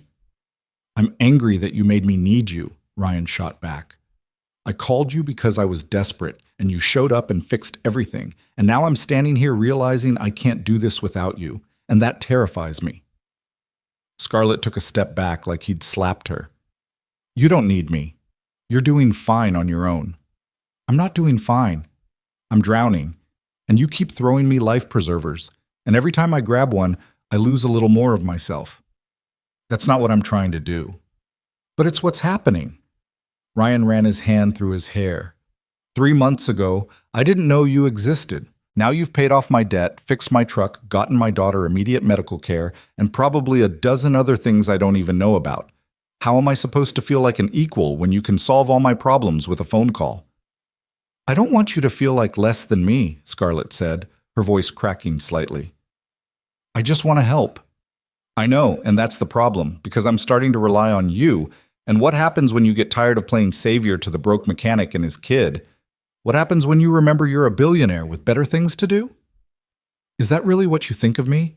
Scarlett's eyes were bright, like she might cry. That I'm just playing? That this is some kind of charity project I'll get bored with? I don't know what to think anymore. They stood in the harsh fluorescent light of the parking lot, the space between them feeling wider than it had in weeks. Finally, Scarlett spoke, her voice barely above a whisper. You want to know the truth? I'm terrified too, because you and Chloe are the only things that have felt real to me since my brother died. Every morning I wake up and the first thing I think about is whether you might need something, whether Chloe's okay, whether I'll get to see you both that day. And yeah, I use my money to help because that's the only thing I know how to do. But it's not about power or control. It's about the fact that I can't stand watching people I care about struggle when I have the ability to make it easier. But that's just it, Ryan said. You care about us, but I don't know why. What are we to you, a redemption project? A way to feel less guilty about having so much money? Scarlett flinched. That's not fair. Neither is any of this. You're right. Nothing about this situation is fair, but I'm not going to apologize for caring about you. Her voice hardened slightly. You called me tonight. You needed help, and you reached out. So either we're friends who help each other, or we're not. You don't get to accept my help and then throw it back in my face when you're feeling guilty about needing it. Ryan wanted to argue, but she was right. He'd called her. He'd asked for help. And she'd shown up without hesitation, without judgment, without making him feel small for needing her. I'm sorry, he said finally. You didn't deserve that. No, I didn't. Scarlett wrapped her arms around herself. But I get it. You're scared of depending on someone. I am too. Every time I let myself care about someone, they leave. My parents died. My brother died. So yeah, I understand being terrified of needing people. They stood there in silence, two broken people trying to figure out how to be less broken together. After a moment, Ryan stepped closer. I don't want to push you away, he admitted, but I don't know how to do this. How to accept help without losing myself. Then we figure it out together. Scarlett met his eyes. But you have to stop assuming I'm going to leave. I'm here because I want to be, not because I'm obligated or because it makes me feel good about myself. I'm here because you and Chloe matter to me, okay? Ryan nodded slowly. Okay. And for the record, you're not drowning. You're one of the strongest people I've ever met. You work impossible hours, raise an incredible daughter alone, and somehow manage to be kind even when life keeps kicking you. That's not drowning. That's surviving. And there's no shame in letting someone help you survive a little easier. Ryan felt something tight in his chest loosen slightly. Thank you for tonight, for all of it. You're welcome. Scarlett glanced at the truck where Chloe was sleeping. She's going to be okay? Yeah, the doctor said the infection was bad, but the antibiotics should handle it. She needs to rest for a few days. Take time off work. I'll cover whatever you lose in wages. Scarlett, I'm not offering charity. I'm offering to make sure you can take care of your sick daughter without worrying about money. There's a difference. Ryan wanted to argue, but he was too tired. Can we talk about this when it's not 3 a.m? Sure. Scarlett pulled her phone out. I should call a car. I can drive you home. You have a sick kid in your truck. I'm not making you go out of your way. You came all the way here at 2 a.m. The least I can do is give you a ride. Scarlett looked like she might argue, but then she just nodded. Okay. They drove through empty streets, the city feeling like a different place at this hour. Chloe slept in the back seat, her breathing finally even and peaceful. Scarlett gave Ryan directions to a high-rise building in a neighborhood where the average apartment probably cost more than Ryan would make in a lifetime. This is it, Scarlett said as they pulled up. A doorman immediately appeared, ready to open doors and assist with whatever rich people needed at 3 a.m. Scarlett? Ryan said before she could get out. Yeah? I'm sorry. for earlier, for making this harder than it needs to be. You don't have to apologize for having feelings. She smiled tiredly. But maybe next time we can have our existential crisis about friendship during normal hours. Deal. She climbed out, then leaned back in. Take care of her, and yourself. I'll check in tomorrow. Ryan watched her disappear into the building, then drove home with too many thoughts racing through his head. He carried Chloe upstairs, got her settled in bed with medication and water nearby, and finally collapsed on the couch around 4 a.m. His phone buzzed. A text from Scarlett. Made it up okay. Thank you for the ride and for trusting me tonight. That meant more than you know. Ryan stared at the message for a long time before responding. Thank you for coming. You're right. We're friends. I need to start acting like it. The response came immediately. We both do. Get some sleep. Ryan set an alarm and closed his eyes, exhausted in a way that went beyond just physical tiredness. But underneath the exhaustion was something else. Something that felt almost like hope. The next morning, Ryan called his supervisor to explain the situation. Before he could ask about taking time off, his supervisor cut him off. Already handled, the man said. Got a call this morning from corporate HR. You've got paid medical leave for the next week. Said it was some new emergency family care policy. Ryan closed his eyes. Let me guess.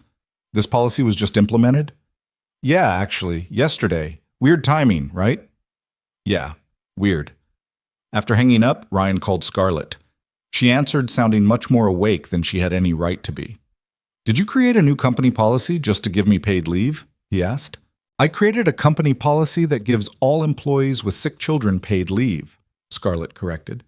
You're just the first person to benefit from it. That's not what I asked. Fine. Yes. I may have called the CEO of your company at 7 this morning and strongly suggested they implement better family medical leave policies. And I may have implied that Vail Industries would look unfavorably on any future contracts with companies that don't support working parents. Scarlett, before you get mad, just know that this policy is going to help hundreds of employees, not just you. You're not getting special treatment. You're just the reason I noticed the problem in the first place. Ryan didn't know what to say. She'd changed company policy to help him, but she'd done it in a way that helped everyone. It should have felt manipulative, but instead it just felt thoughtful. Thank you, he said finally. You're welcome. How's Chloe? Still sleeping. Fever's down, though. Good. Let me know if you need anything, and I mean anything. I will. He spent the next week taking care of Chloe, who milked the sick status for everything it was worth. Scarlett called every day to check in, sometimes stopping by with soup or books or movies she thought Chloe would like. She never stayed long, never made it feel like an intrusion, just showed up and proved she meant what she said about being there. By the time Chloe was well enough to go back to school, something had shifted between Ryan and Scarlett. The tension from the hospital parking lot had faded, replaced by something easier. They texted throughout the day about nothing important. She sent him articles about generator maintenance she thought were interesting. He sent her pictures of things Chloe drew. It felt normal in a way Ryan hadn't expected. 2 weeks after the hospital incident, Scarlett called with a different kind of question. Are you sitting down? She asked. Should I be? Probably. I have a proposition for you, and I need you to hear me out before you say no. Ryan sat down on his couch, immediately suspicious. What kind of proposition? Vail Industries just finalized the sale. I'm no longer CEO, no longer on the board, completely out of the company I built. I'm sorry, that must be hard. It's weird, Scarlett admitted, but also kind of freeing. Which brings me to why I'm calling.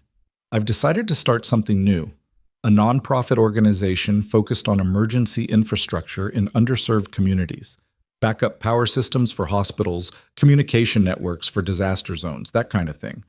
Real work that actually helps people instead of just making rich people richer. That sounds amazing. I want you to run it. Ryan almost dropped the phone. What? Not right away, Scarlett continued quickly. I know you'd need training, certifications, probably to finish your engineering degree, but I've been researching your field, and you have 10 years of hands-on experience that most engineers with fancy degrees don't have. You understand power systems in a practical way that matters, and more importantly, you understand what it means to be on the receiving end of infrastructure that fails when you need it most. Scarlett, I'm a technician. I fix generators. I don't run organizations. Neither did I when I started. I was a 20-year-old with a basic business degree and an idea. I figured it out. You can too. This is crazy. Probably. But will you at least think about it? Ryan's mind was racing. The salary she was probably talking about would change everything. Chloe could go to any school she wanted. They could move to a better neighborhood.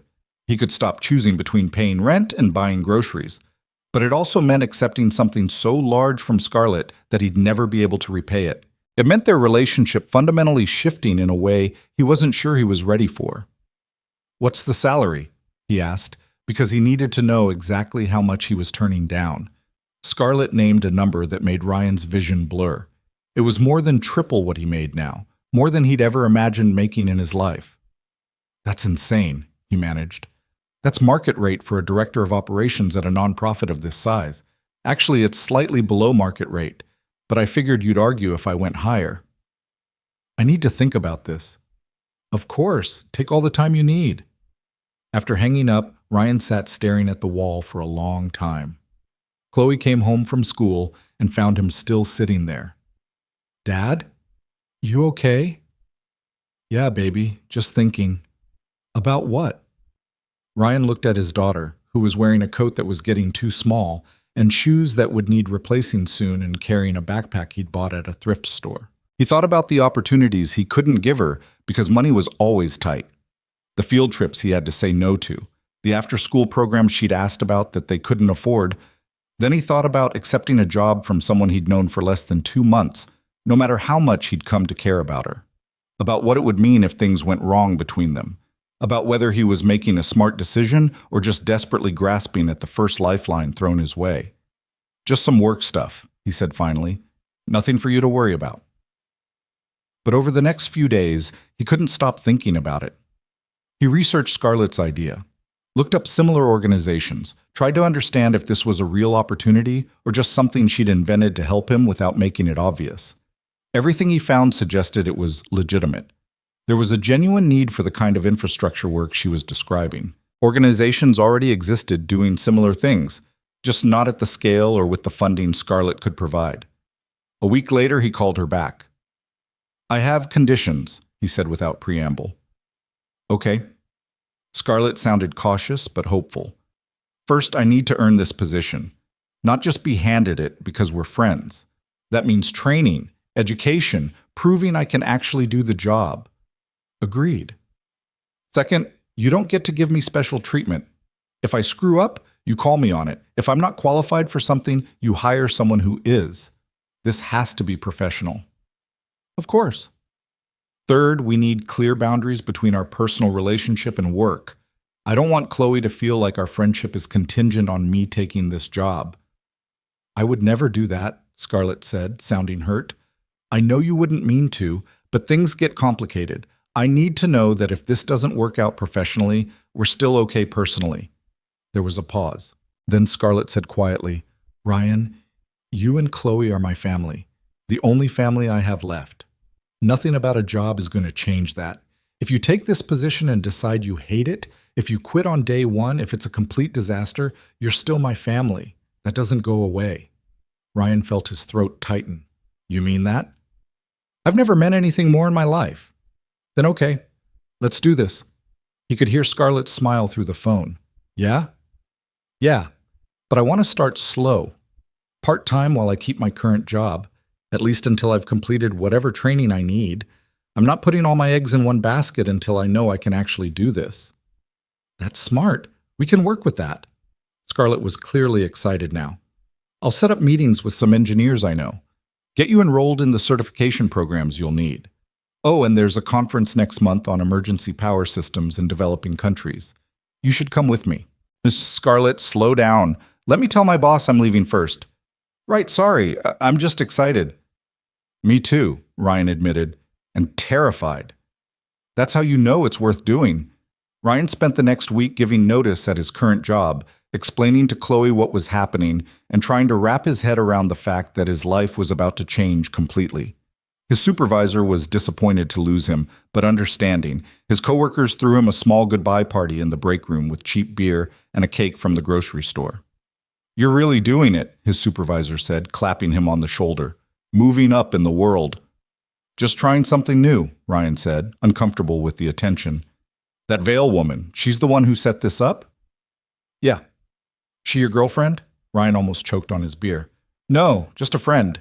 His supervisor gave him a knowing look. "Sure, friend. Well, good luck with your friend and her billion-dollar nonprofit." Ryan didn't bother correcting him. Let them think whatever they wanted. The truth was complicated enough without trying to explain it to people who wouldn't understand. His first day at the new job was terrifying. The office was in a renovated building downtown, all glass and modern design, with a staff of 12 people Scarlett had already hired. She introduced him to everyone, including the woman who would be his direct supervisor during the training period. A no-nonsense engineer named Patricia, who'd spent 20 years working on infrastructure projects in disaster zones. "Scarlett says you're good," Patricia told him after everyone else had left. "But I'm going to push you hard. This isn't a charity job. We're trying to build something real here. You okay with that?" "More than okay," Ryan said, meaning it. Patricia nodded. "Good. Let's get to work." The next 3 months were the hardest Ryan had worked in his life. Patricia wasn't kidding about pushing him. She threw technical manuals at him, sent him to training courses that made his brain hurt, had him shadow experienced engineers on project sites. Ryan studied at night after putting Chloe to bed, reading about power distribution systems and emergency protocols until his eyes crossed. Scarlett kept her distance professionally, which he appreciated. She checked in occasionally to see how he was adjusting, but she never interfered with Patricia's training regimen. At the office, she treated him like any other employee. But outside work, she was still the person who showed up to Chloe's school events, who texted him stupid jokes when he was stressed, who felt like family in a way that scared and comforted him in equal measure. One night, 3 months into his new position, Ryan was working late at the office, trying to understand a particularly complex section of electrical code. Everyone else had gone home. He was alone with a stack of textbooks and a growing headache when Scarlett appeared in his doorway. "You're going to burn out if you keep this up," she said. "I'm fine." "You're here at 9 p.m. reading about voltage regulation. That's not fine." Ryan rubbed his eyes. "I'm so far behind everyone else. Patricia knows things in her sleep that I'm just learning. I need to catch up." Scarlett walked in and sat down across from him. "You know what Patricia told me last week? That I'm hopeless? That you're the fastest learner she's ever trained. That you have an intuitive understanding of systems that takes most engineers years to develop. And that she's already planning to put you on the hospital project in Tanzania next quarter because she trusts you to handle it." Ryan stared at her. "She said that?" "Word for word. You're doing amazing, Ryan. You need to give yourself credit." "I just don't want to let you down." "You couldn't if you tried." Scarlett leaned forward. "You took a massive risk accepting this position. You're working your ass off to prove yourself, and you're succeeding. That's not letting anyone down. But if I fail, then you fail, and we figure out what comes next. But you're not going to fail." She smiled. "And even if you did, you'd still be family. Remember?" Ryan felt some of the tension leave his shoulders. "Yeah, I remember." "Good. Now go home. Spend time with your daughter. The voltage regulation will still be here tomorrow." He packed up his books, and they walked out together. In the elevator, Scarlett spoke again. "There's something else I wanted to talk to you about." "What's that?" "The Tanzania project. It's a 3-week trip to install backup power at a rural hospital. Patricia wants you to lead it." "Lead it? I'm still training." "Patricia thinks you're ready. So do I." Ryan's heart started racing. "That's a huge responsibility." "It is, and you can absolutely say no if you're not comfortable. But I've seen your work over the past few months. You're ready for this." They reached the parking garage. Ryan unlocked his truck, which ran better than ever thanks to the mechanic Scarlett had called months ago. "When would it be?" he asked. 6 weeks from now. You'd leave on a Wednesday, be back before Chloe's winter break." Ryan thought about his daughter, who'd been so excited about his new job, who'd started telling people her dad was going to help hospitals in other countries. She'd miss him for 3 weeks, but she'd also be proud of him. "Okay," he said. "I'll do it." Scarlett's face lit up. "Really?" "Yeah. but I'm going to need Patricia's help planning everything. She's already started. Scarlett grinned. She was pretty confident you'd say yes. Ryan shook his head, but he was smiling. You all are way too sure about me. That's because we see what you don't. You're good at this, Ryan. Really good. You just need to believe it. As he drove home that night, Ryan thought about how much had changed in 6 months. He'd gone from a struggling mechanic who could barely pay rent to someone leading international infrastructure projects. He had a daughter who was thriving, friends who felt like family, and for the first time in years, a future that looked like something more than just survival. None of it felt real, but all of it was. And somewhere in the middle of accepting all of this, Ryan realized he'd stopped being angry at Scarlett for helping him. He'd stopped feeling like charity. Instead, he just felt grateful. Grateful that she'd sat at his table that night. Grateful that she'd seen something in him worth investing in. Grateful that she'd proven friends could show up and stay. He pulled into his parking spot and looked up at his apartment building. It was still the same tired 4-story walk-up in a neighborhood that was more worn than nice. But even that was changing. He'd already started looking at better places. Apartments where Chloe could have her own room, where the heat worked reliably, where he didn't have to worry about whether the front door lock would hold. Next month, they'd move. And the month after that, he'd get on a plane to Tanzania to do work that actually mattered. And somehow, impossibly, life was becoming something he'd stopped believing it could be. His phone buzzed. A text from Scarlett. Proud of you. Also, Chloe's birthday is coming up. What are we doing this year? Ryan smiled and typed back, whatever she wants, sky's the limit. The response came immediately. Dangerous words, I'm going to hold you to that. Ryan climbed the stairs to his apartment, feeling lighter than he had in years. Inside, Chloe was already asleep, a book open on her chest where she'd dozed off reading. He gently moved the book, pulled her blanket up, and kissed her forehead.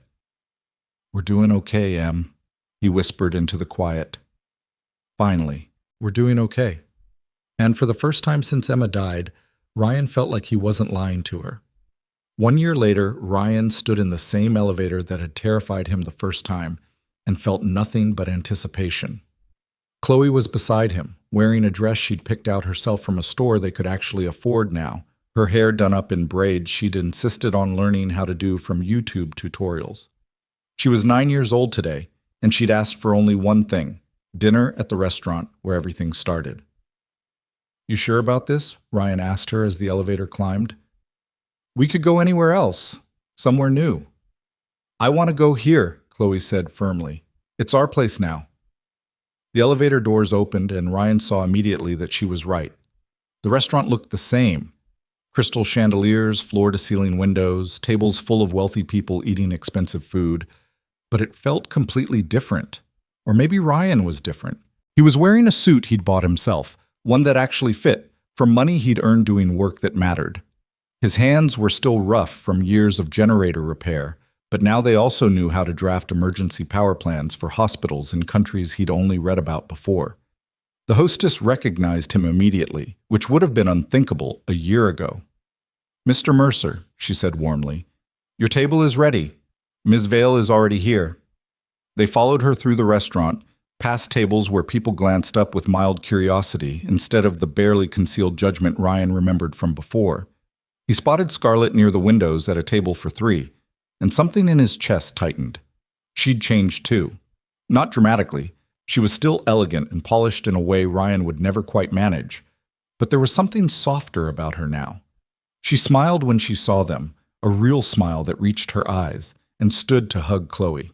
Happy birthday, Scarlett said, pressing a small wrapped box into Chloe's hands. But you have to wait until after dinner to open it. Is it a pony? Chloe asked hopefully.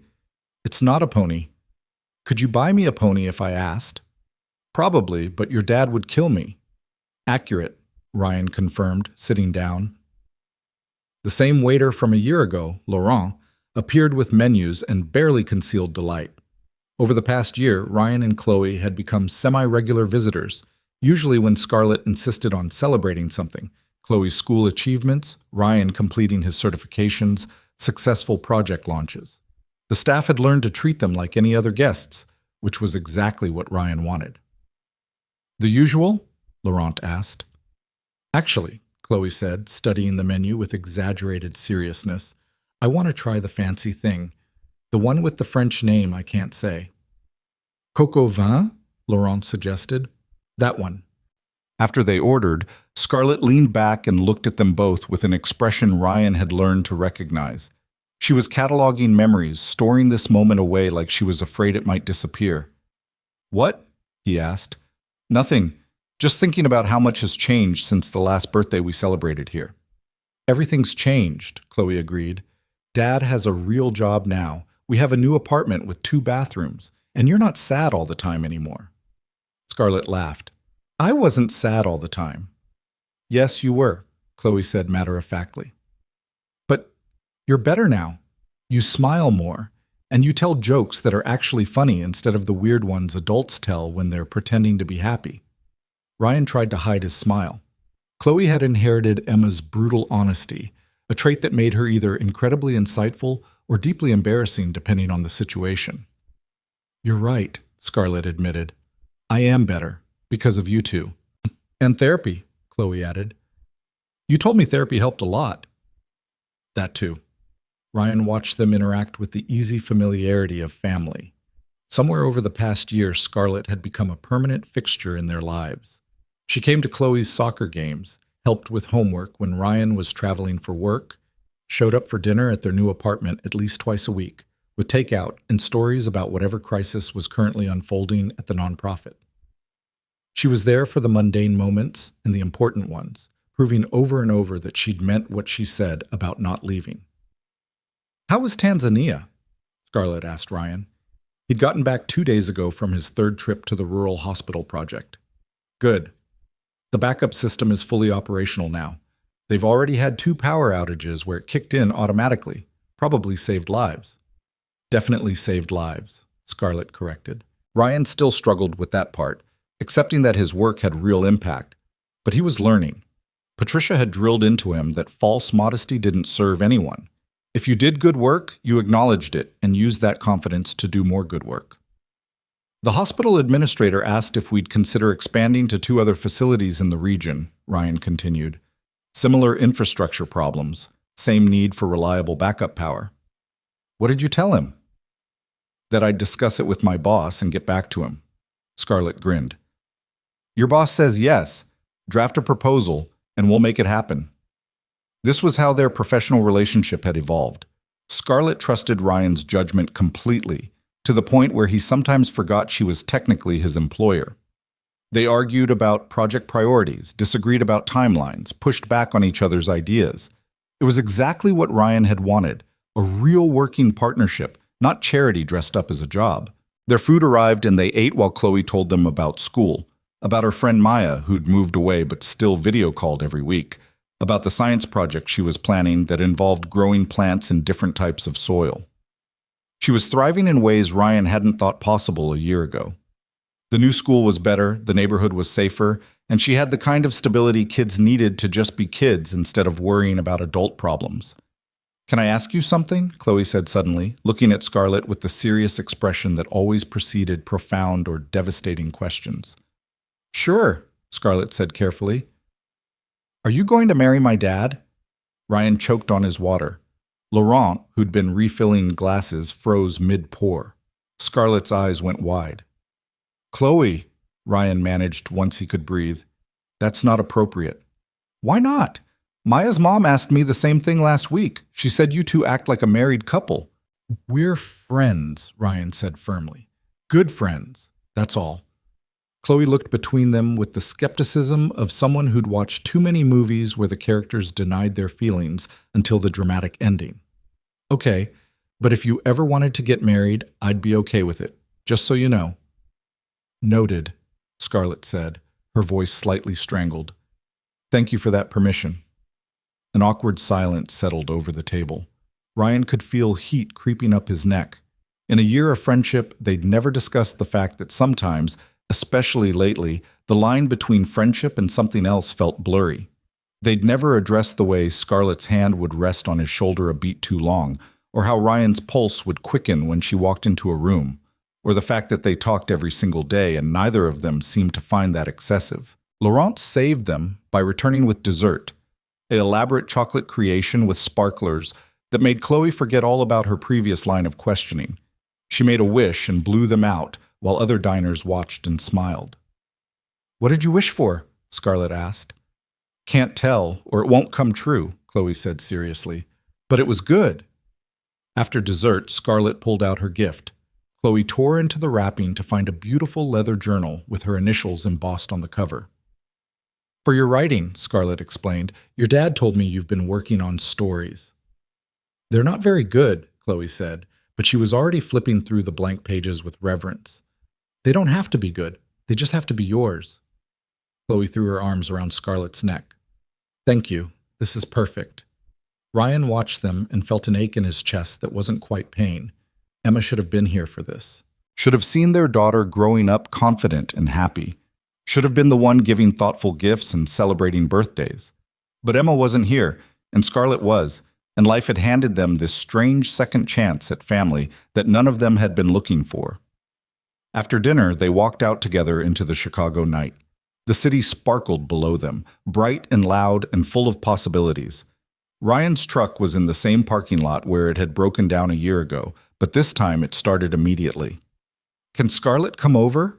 Chloe asked as Ryan buckled her in. "It's late, baby. She probably has things to do." "I don't, actually," Scarlett said. "I'd love to come over if that's okay." So they drove to the apartment Ryan and Chloe had moved into 6 months ago. It was in a better neighborhood, with actual heat and working plumbing and neighbors who weren't dealing drugs in the stairwell. Chloe had her own room, decorated with posters and books and the accumulated treasures of childhood. Ryan had a real bedroom instead of the couch. The kitchen had appliances that all functioned. It wasn't fancy, but it was theirs, and that made it perfect. Chloe showed Scarlett her room, proudly displaying the changes since Scarlett's last visit. New curtains, a bookshelf Ryan had built himself, drawings covering one entire wall. Then she changed into pajamas and insisted Scarlett read her a bedtime story from one of the books she'd been given for her birthday. Ryan stood in the doorway, watching Scarlett sit on the edge of Chloe's bed, reading with funny voices that made his daughter giggle. This had become routine over the past year. Scarlett folding herself seamlessly into their lives, being present without being intrusive, loving Chloe in a way that felt natural and right. When Chloe finally fell asleep, Scarlett carefully extracted herself and followed Ryan to the living room. He offered her coffee, which she accepted, and they sat on the couch that was actually comfortable instead of the torture device from the old apartment. "She really loves you," Ryan said. "I love her too." Scarlett wrapped her hands around the coffee mug. "Both of you, you know that, right?" "Yeah, I know." They sat in comfortable silence for a moment. Then Scarlett spoke again, her voice quiet. "Can we talk about what Chloe asked at dinner?" Ryan's stomach dropped. "We don't have to." "I think we do, because she's not entirely wrong." Ryan looked at her. Scarlett was staring into her coffee like it might have answers written in the foam. "What do you mean?" he asked carefully. "I mean that somewhere in the past year my feelings have gotten complicated. And I've been ignoring them because I didn't want to mess up what we have. But after tonight, after watching you both and realizing how much you mean to me, I think I need to be honest." Ryan's heart was pounding. "Honest about what?" Scarlett finally looked up at him. "I'm in love with you. And I have been for months, maybe longer. I don't know when it happened exactly, but at some point, you stopped being my friend who I wanted to help and became the person I couldn't imagine my life without."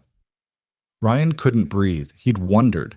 Late at night, when he couldn't sleep, he'd let himself think about the possibility that maybe Scarlett felt the same pull he did.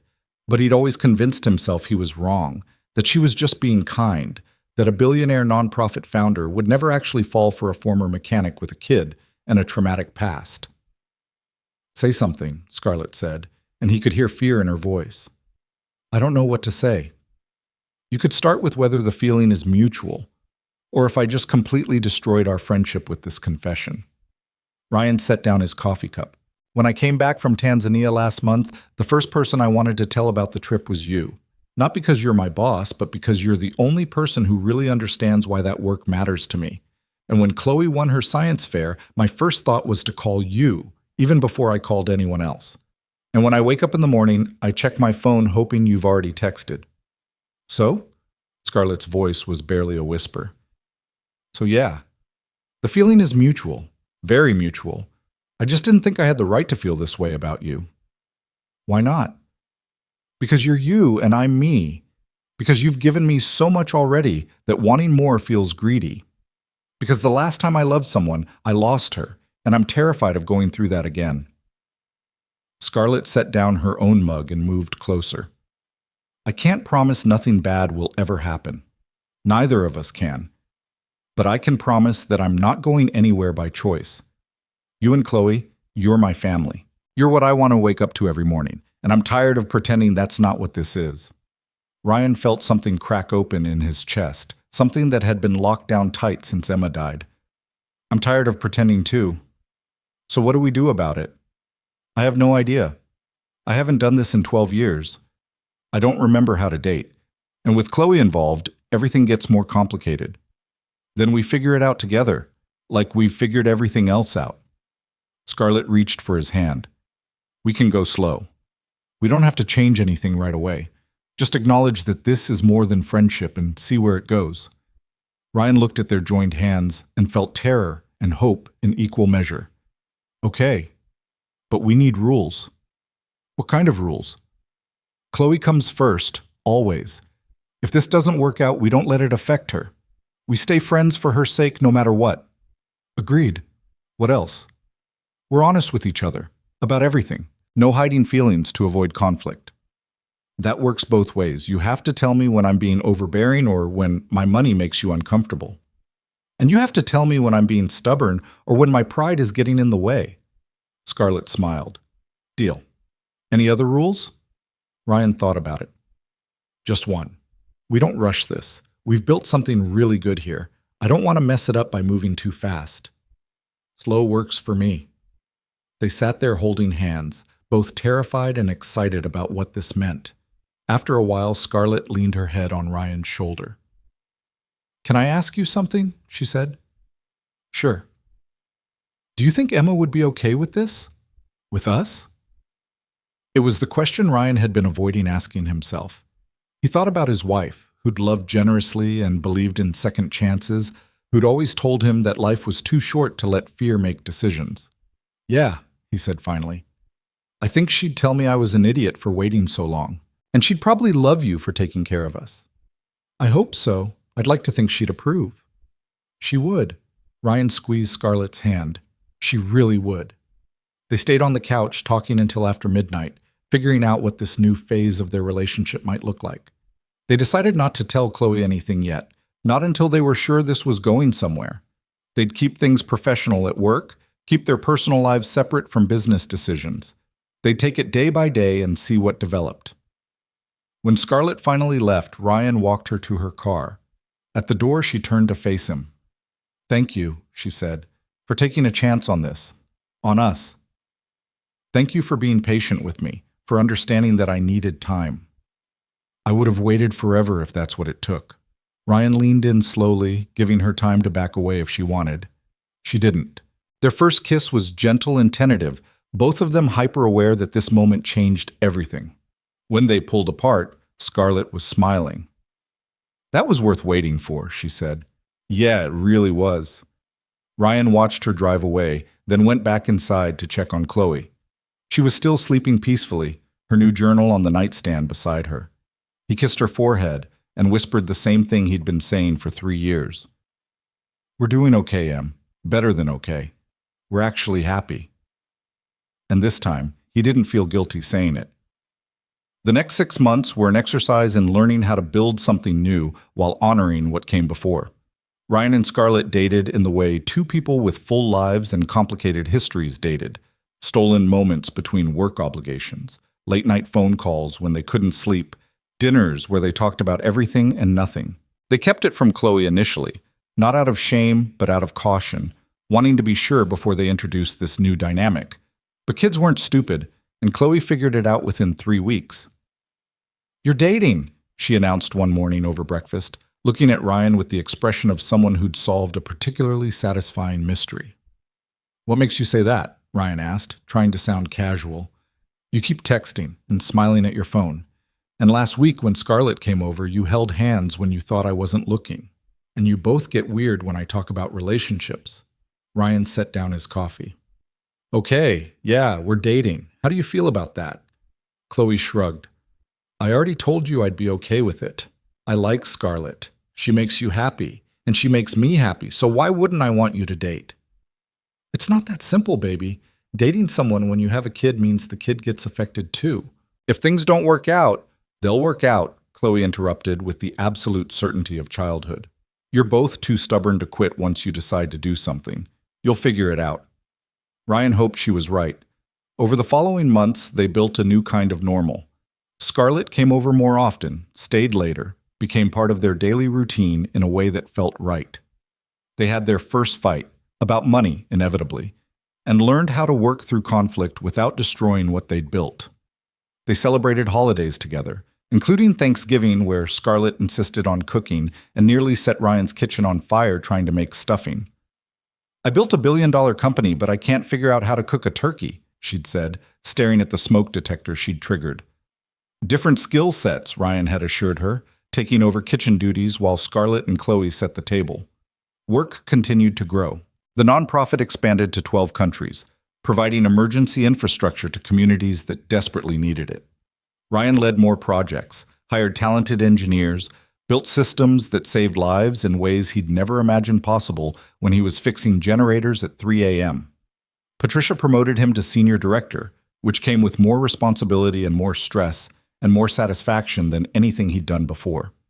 And through all of it, Scarlett was there, not as his boss, but as his partner. They kept work and personal life separate in the ways that mattered, but they also supported each other in ways that made both aspects of life better. She understood why a project failure could ruin his week. He understood why board meetings left her drained and frustrated.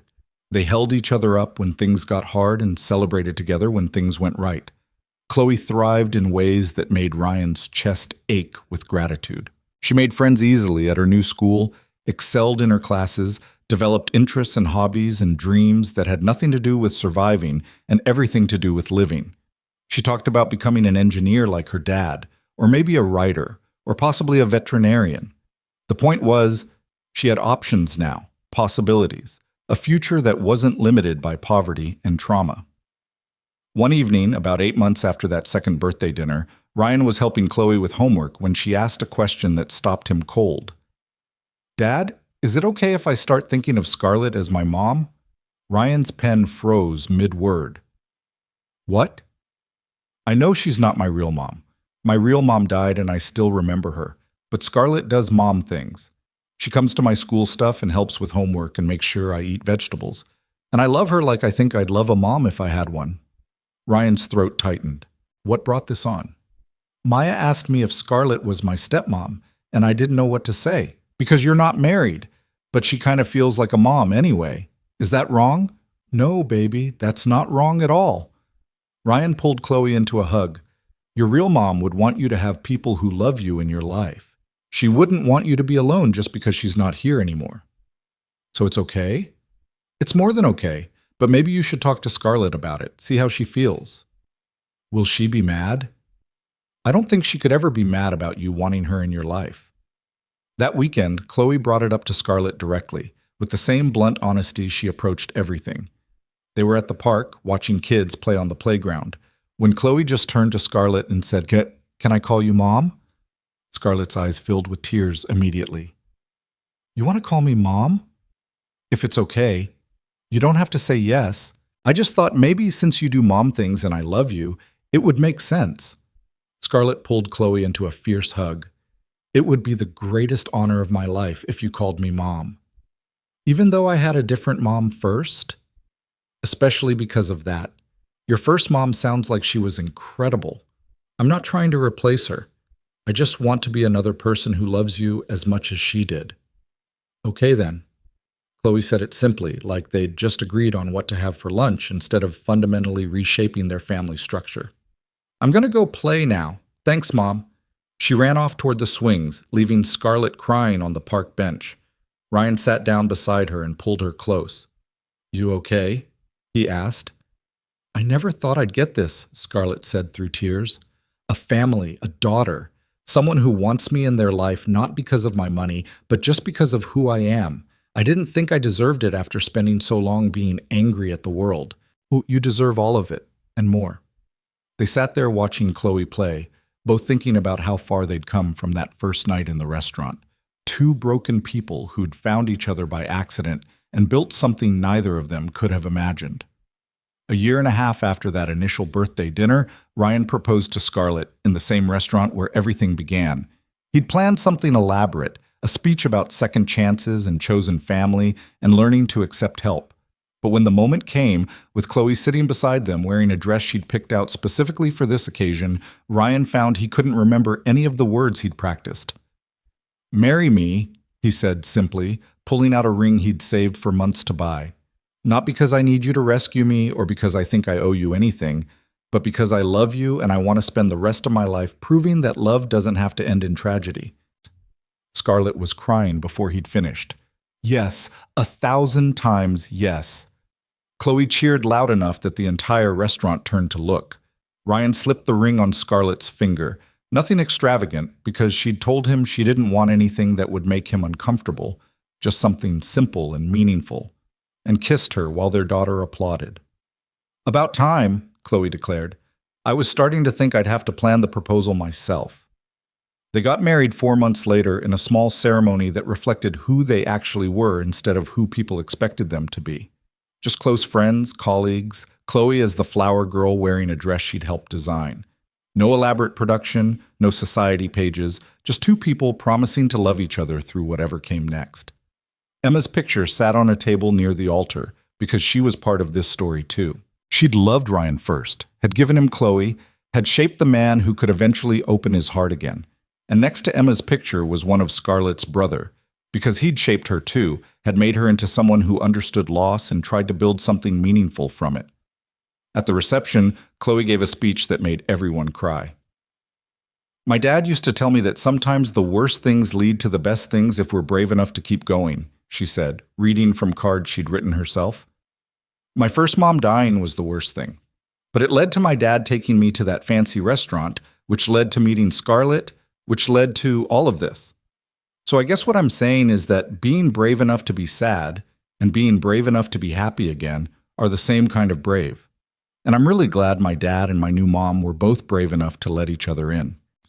The speech was surprisingly wise for a 10-year-old, but Chloe had grown up learning hard lessons early.